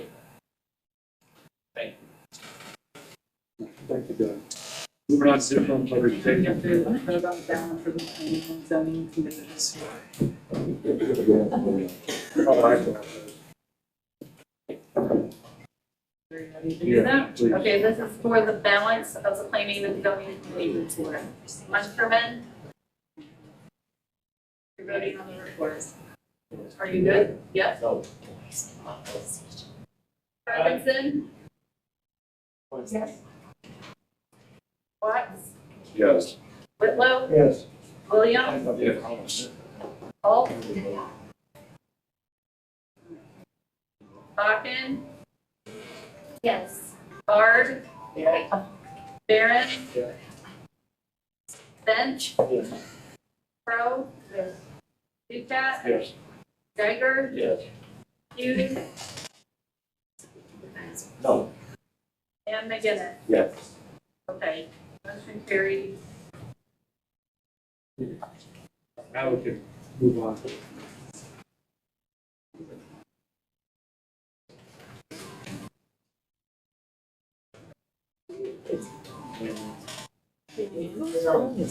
County Board. The committee to whom is referred municipal and public safety take leave to submit the following report of matters before us. The committee met at the courthouse on October 8, 2025 at 2 p.m. Members present were Whitlow, Benz, Williams, Barron. Chad Gibbs, yes, also present. Clint Brzee, Mike Stabel, Dick Attorney Mike Quinlan, and Circuit Clerk Lisa Hines. Meeting is called to order. Moved by Raymond Williams and second by Mitchell Benz to approve the agenda. Motion carried by voice vote. No public comments. District Attorney Mike Quinlan reported grand jury notice was handed out following grand jury. Rather than the state attorney mailed all notices, the cost savings measure. Quinlan presented a claim to be paid by state attorney appellate prosecutor, the amount of $12,000, as well as the accompanying resolution. It was moved by Williams and seconded by Lyle Barron to approve the resolution to the office of the state attorney appellate prosecutor. Roll call vote was taken, motion carried. Sheriff Clint Brzee presented the monthly report to the committee as follows. Brzee presented a claim to be paid Kingston County Sheriff's Office an amount of $900 for Corporal Myers training. Sergeant Watts and Investigator Snyder been on the practice hours with the new drone purchase with funds from the Arthur and Messia Trust. Tracy Yates began an 8-week correctional academy Big County law enforcement training facility. Sergeant Feller has firearms shoot flight qualifications set for October 17th. Deputies on the day trips within the school in Fairfield County familiarize themselves with the layout of each building. Deputy Anderson is progressing very well through his field training and will be on his own by mid-November. Sheriff's Department is scheduling the physical agility and written test with prospective deputies go through the hiring list. The training dates are scheduled for November 8th for the physical agility testing, November 15th for the written test. Dates are set for the correctional officers and deputies to have department photos taken, dressed, Supply intakes 48, 25 male, 21 female, 2 juvenile. Male population as of September 30th, 2025, 17. 16 male, 1 female. Daily population average 19.6. Judge Mike Single, every upcoming changes to the Public Defender Department. Public Defender Lance Kindle is resigning effective October 20th. Second Public Defender Jamie Joy stepped into the Public Defender position. Alex Boyd has been hired to the Assistant Public Defender position. Circuit for the Lisa Hines Trader monthly report for September to the committee for review. A total of $35,436.14 was received in fines and fees. $4,736.26 received as paid for. $231.38 received in line drop. The committee reviewed the monthly PTSD report. Committee reviewed claims, moved by Williams and seconded by Betts to pay the additional public safety claims, including the additional claims the state's attorney ballot prosecutor, the amount of $12,000, the Kankakee County Sheriff's Department, the amount of $900, subject to county board approval. Roll call vote was taken, motion carried. There was no old business, there was no new business. There was no further business to come before the committee. It was moved by Vince and seconded by German to adjourn the meeting at 3:18 p.m. Carried by a voice vote. All the questions submitted and time the motion made. Members present on the resource document. Motion on the floor, do a second. Okay, let's get a second first. Mr. Hughes. Now discussion. Fox. Do we know why Lance Cagle was resigned? Well, we have state's attorney, which is today. Yeah, he didn't want to do the job anymore, it's too much work for too little pay. So he's going back to private practice. And the pre-trial fairness act too, unfortunately, was a big part of that, because what used to be a 5 to 10 minute bond court hearing where a judge would set a cash bond, typically that was a one and done hearing. Now, under the Pre-Trial Fairness Act, when individuals go out and pick up subsequent offenses, they can have their pre-trial release revoked. And we've got some of the board members who are on the Law and Justice Committee happen to see some of these case files in my office last Wednesday. We got probably 20, 25 defendants who can't leave their house without getting arrested. And so we have to have second, third, fourth hearings to revoke their pre-trial release. Some of these individuals who are committing Class C and B misdemeanors can't do anything about those. So we've got some individuals who have active pending cases between 10 and 15 cases right now. And unfortunately, that all requires a lot of court time. The documents that need to be prepared have to be tailored to each particular case.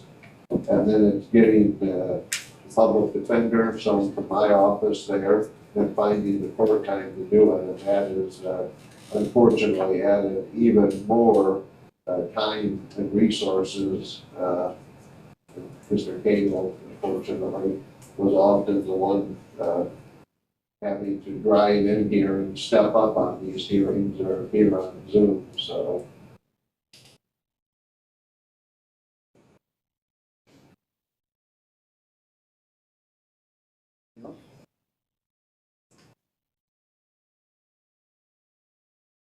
Any further discussion? Perkinson?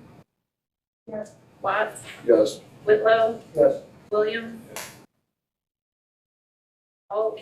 Yes. Stockton? Bard? Yes. Barron? Yes.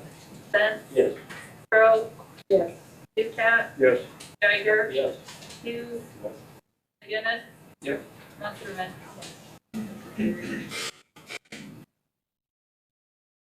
also, everyone made some good moves and great notes, so included. All right, next, transportation and highway budget.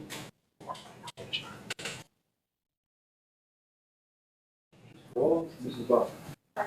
Good. I forgot.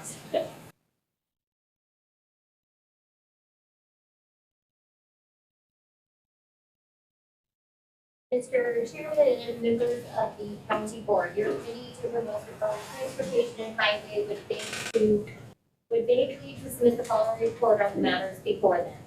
Your committee met at the Iroquois County Highway Building on October 9th, 5 and 9 a.m. Members present were Charlie Alt, Judy Balkin, Mitchell Benz, Freeman Williams, Steve Hughes, and Jody Munsterman. Also present, County Board Chairman County Pack, County Engineer Alan Harwood, County Highway Employee Greg Grills, Board County Engineer Greg Perkinson, and Board County Highway Chairman Tim Nuss. The meeting was called to order. It was moved by Williams and seconded by Benz to approve the agenda. Motion carried by voice vote. There were no public comments. The claims and financial reports for the month were reviewed. It was moved by Williams and seconded by Hughes to pay the bills subject to county board approval. A roll call vote was taken. Motion carried. County Engineer Alan Harwood presented a resolution for improvement for the Chapel Bridge in the amount of $10,000. Harwood explained that the resolution is for IDOT's involvement.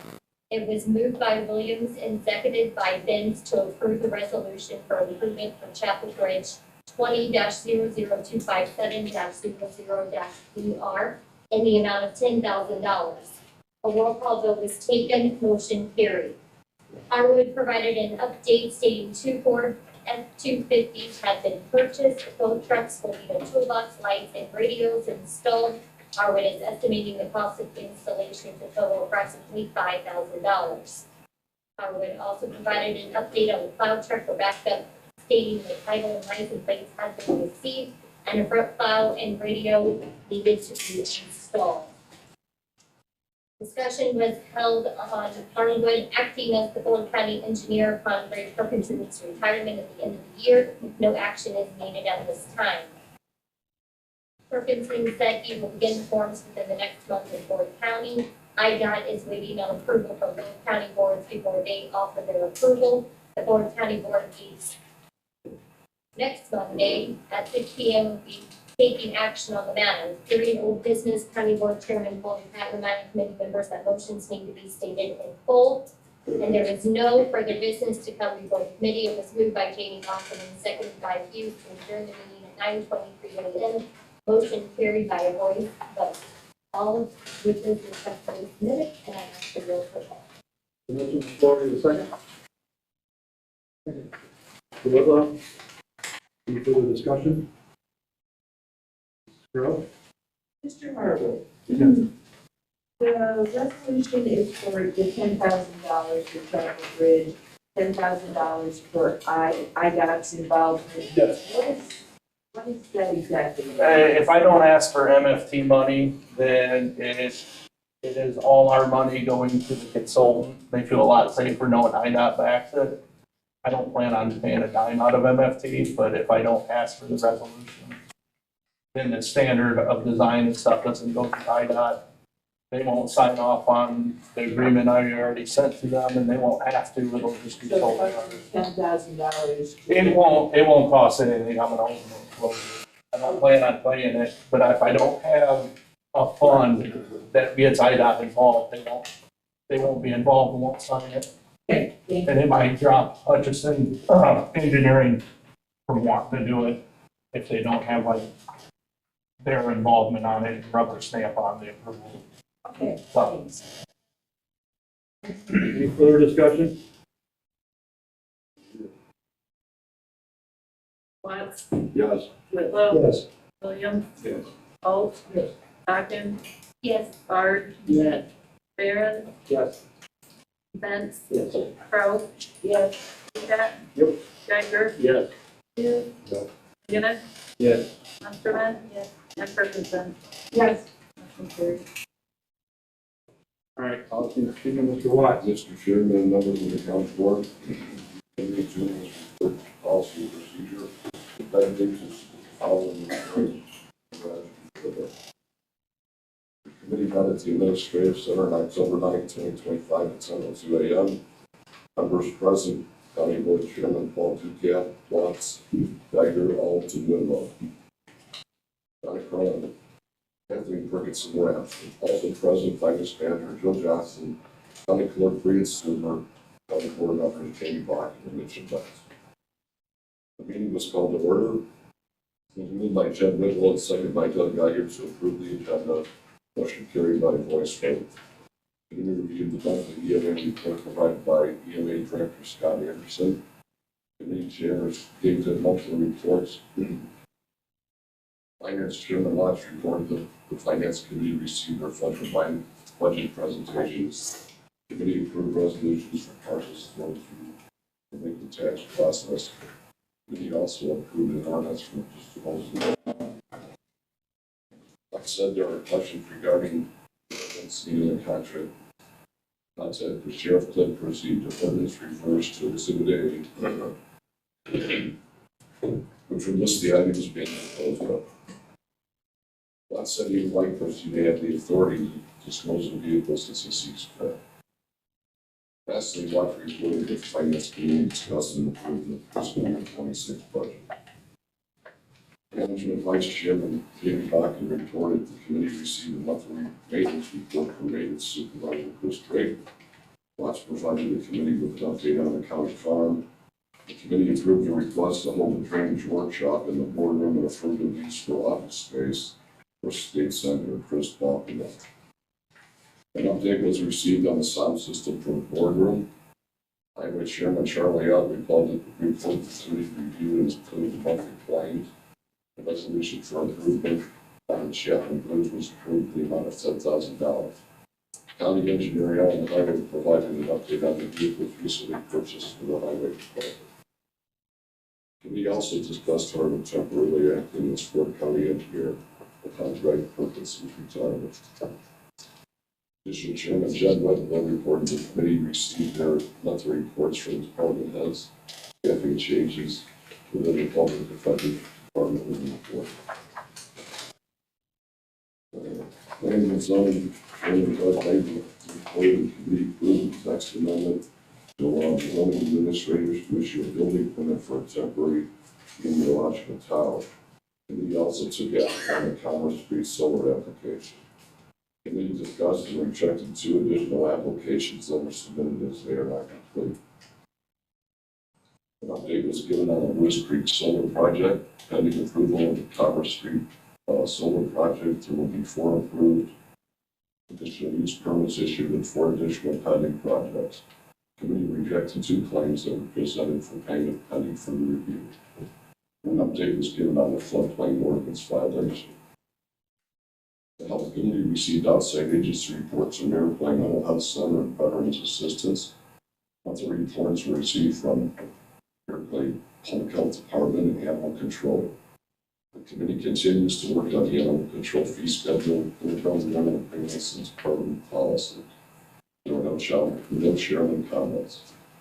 An update was given on rural transportation, stating Chris is working on a lease to utilize garage space. Routes are not running at 100% yet on a floating basis. Showbus does not have to vacate the space until the end of October. County Clerk Brian Stuber presented 2026 County Board calendar meetings. Moved by Watts and seconded by Willow to approve the 2026 Iroquois County Board calendar meetings. Motion carried by a voice vote.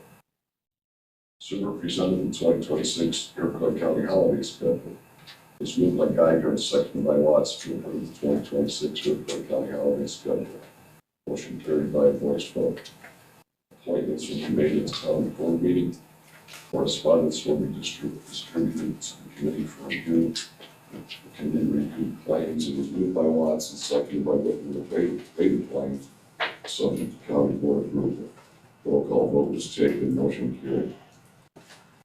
Remote business. Watts referred to EMA Director Scott Anderson's report on the monthly sign-in test request and would like to see better communication between Anderson and ETS Director Eric Raymond. During new business, the review a sample background check authorization form that animal control would like to implement. There's no further business. For the committee, this will give my guy here, second by last year, during the meeting, it's been 30 years. Motion carried by voice vote, all of which is respectful to the Department for its adoption. Motion on the floor, do we have a second? Mr. Williams, if you got a. What Mr. Williams, if you just do it, any further discussion? Did the two claims that were deferred by the planning and zoning committee get approved by all the committee, or those still pending? They're still pending. Thank you. And the ZBA hearing, we have a court reporter stenographer here. And I'm not clear on what instructions they were given of how many copies of reports they were supposed to send out, et cetera, et cetera. So it seemed like, in comparison to other bills for ZBA hearings, they were quite high. Even though it isn't the county's money in theory that's being spent, it wasn't being paid. So our attorney is supposed to be checking into it. I just texted him this morning. And he thinks it's just because they misunderstood the direction.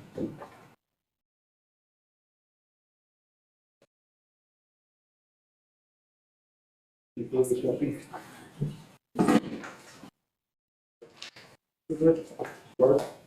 Yes, and, Mr.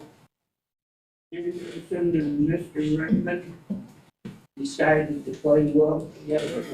Gentlemen? I think we'll be A-okay in that regard. Mr. Anderson? I think we can be fine. I just still have a question why they decided to not make phone calls monthly on the siren tests, but I've taken that on because somebody needs to do it. Does anybody want to ask him that question? Go ahead. No, I have another question. I had a conversation with a board member from 911. The suggestion was made at the time that the list of contacts be handed over to Mr. Anderson, and he make those check calls when the siren is sounded, that 911 would continue to make it. I understood that that board member was gonna bring it up at the 911, the ETSB board meeting, that you were going to send there was gonna be a policy transferring that, and Eric was going to bring it to the county board so that nothing slipped between the cracks, and that the county board was gonna accept that and talk about it.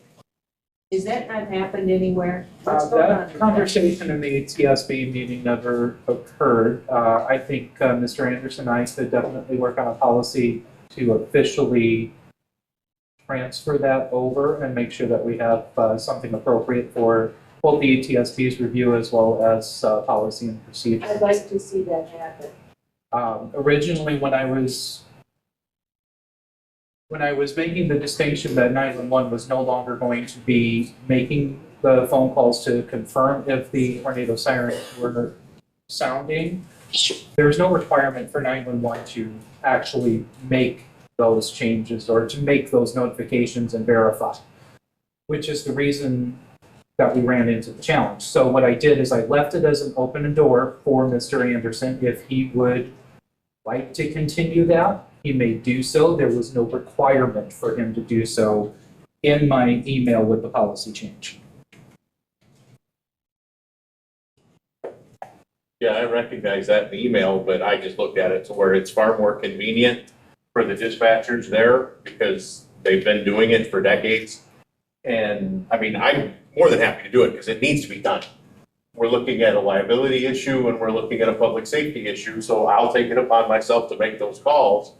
But the way the 911 center has been doing them is if a siren does not activate because they call pretty much within that short time frame, they reactivate that same siren. That's what happened the 2 times that I was there. That's been the policy that they followed. If I'm required to make these calls, which again, I have no problem doing, somebody needs to do it. I don't have that ability to immediately reactivate them because it may not be right at 10 o'clock when I'm making it. I'm alone doing these, and actually those days falls on Tuesdays, on days when I'm technically scheduled to be doing my health department job, but I will be more than happy to continue with this. I was asking in the past for a copy of those lists once those calls are complete monthly, and then I would follow up with the jurisdictions that they did not activate. That's all I wanted. And it took a Okay. FOIA request to get them. Okay, it sounds to me like, well, I think we can all agree that it's in the best interest of the county to know that all the sirens are working. So how about you two get together, work that out, and make sure both boards get informed, okay? Wholeheartedly agree. Thanks. I'd like it in emails, that way we can follow the trail. It sounds like it's a little bit of a trail. Thank you, Bo. It seems extremely easy. 911 has the ability to set it. Thank you for sending me the reports. It also seems extremely easy to create a Excel spreadsheet, Google or cloud-based, so that everything is shared with the appropriate people that you just input it instead of a separate printed copy. Because I noticed the copies I got from you, it said October, and then there's another page, October, but the whole thing was listed. So it seems like it could be very efficient, or more efficient, to just use the same FY25 or FY whatever form, so that all the siren tests are listed, instead of having to, go and search for different documents. It just needs to work. And to me, the 911 side, it's just easy because you're setting the sirens, you're activating them. And we need to make the reporting, I would like to see the report just to know. Simple cloud-based, it's simple, but it just needs to work, and we should not have to FOIA things. When someone from within the agency asks, it should be simple, and it shouldn't take a county board member to get involved to FOIA. Well, that part irritated me a little bit. We all work together, so make it happen. Make it work, let us know what's broken, so if we have the money, we can help fix it too. One of the big challenges that I think is appropriate to identify is the tornado sirens are the town's responsibility to fix and repair. Correct. Now, I'm not disagreeing that checking on them probably would or would not is kind of immaterial. It is the town's responsibility to make sure that they're maintained and sounding when they are going. So again, I think Mr. Anderson and I can work in an appropriate manner and get this patched up. Thank you. No, thank you. Okay, so if you have a chance, get the resolution for the calendar of meetings. And then we've got, on the following page, the holiday schedule. Everybody had a chance to look at that.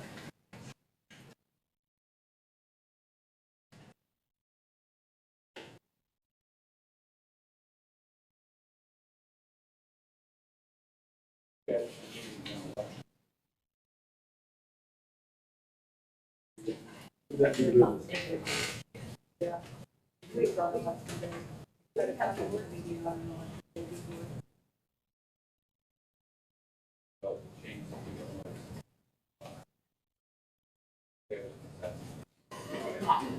All right. We're good to go? Okay, so we're voting on policy and procedure and 2 resolutions. Whitlow? Yes. Williams? Hall? Larkin? Bard? Yes. Barron? Yes. Spence? Yes. Crowe? Yes. Dushat? Yep. Geiger? Yes. Hughes? McGinnis? Yes. Westerman? Yes. Ferguson? Yes. And Black? Yes.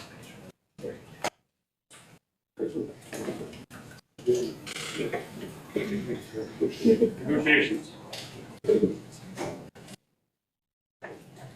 Members of the county board and for negotiations with five teams as the following report on the matters before. The minutes dated October 1st, 2024. at 10 a.m. And we're present to get overall, also present the Cook County Finance Committee for Johnson. We'll play with Representative Michael Kuchwara, FOP members and FOP legal reps. The meeting was called to order. And we met to discuss ongoing negotiation activities. And then we put the meeting adjourned at 12:34 p.m. All of which is respectfully submitted. And the next one. Yes. Please, Chairman, members of the county board and committee to move for negotiations. With that, we need to submit the following report on the matters before them. Committee met at the Administrative Center on October 10th, 2025 at 10 a.m. Members present, all three can on the road. Also present, Cook County Finance Manager Joe Johnson, Sheriff Deputy Board Later, legal representative Patrick Kuchwara, FOP members and FOP legal representative Joe Cook. Let's call together. Ready, let's decide ongoing negotiation activities. Additional 12:26 p.m. All of which is respectfully submitted. That was perfect, gentlemen. Thank you. And thank you to the state's attorneys for giving me a good fresh air. Thank you. He's good, he is very good. All right, moving on to approve the appointments, we got about 15 plus a board of health. Anybody want to make a motion to approve? Do we have a second? Second. Let's do it again. All in favor, say aye. All opposed, same sign. Motion passes. Moving on to the claims. Can I get a motion to approve the claims? Mr. Williams, can I get a second? Mr. Watts? Any further discussion? Rodney's got a question. Yes.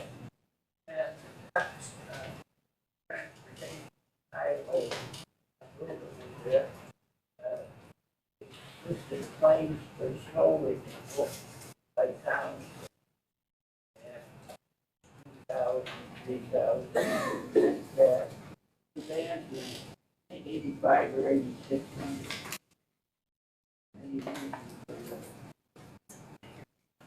Higher price, you know. Other side, we would have to ask Mr. Allen. He's asking why Chevance was higher. Yeah. More miles on the agreement. It's a per mile, payment for them. Chevance Township has, 31 and 4 and a bunch of other routes out there that they take care of for the county. Any other questions on the claims? Williams, Yes. Alt, Yes. Bakken, Yes. Bard, Yes. Barron, Benz, Yes. Earl, Yes. Ducat, Yes. Jagger, Yes. Hughes, McGinnis, Yes. Yes. Watt, Yes. Whitlow. Yes. Any old business? New business. New business. Go. If everyone looks at the meeting schedule, there was supposed to be a tax sale on October 27th listed. Kurt had to change that. So the tax sale will now be on November 3rd in the boardroom at 9 a.m. And management services and finance IT tax will be held in the break room. Because we have to have the tax sale in here on November 3rd. Okay, so just make note of that. And then next month's meeting is not on a Tuesday because we're closed for Veterans Day. So it is on Wednesday, the 12th at 9 a.m. Just making sure everyone has that stuff in their team. Any other new business? Well, I'll brought it up, let's take a look at it and see if you can get an idea. They should be able to take care of it fine. Okay. So let's have that discussion, and take. Any corrections to the budget? Be done in finance committee.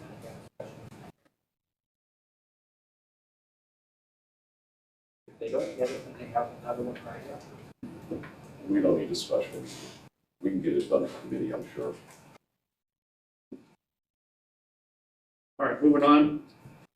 No other new business. Can I get a motion to adjourn? Mr. Williams, second by Mr. All. All in favor? All opposed?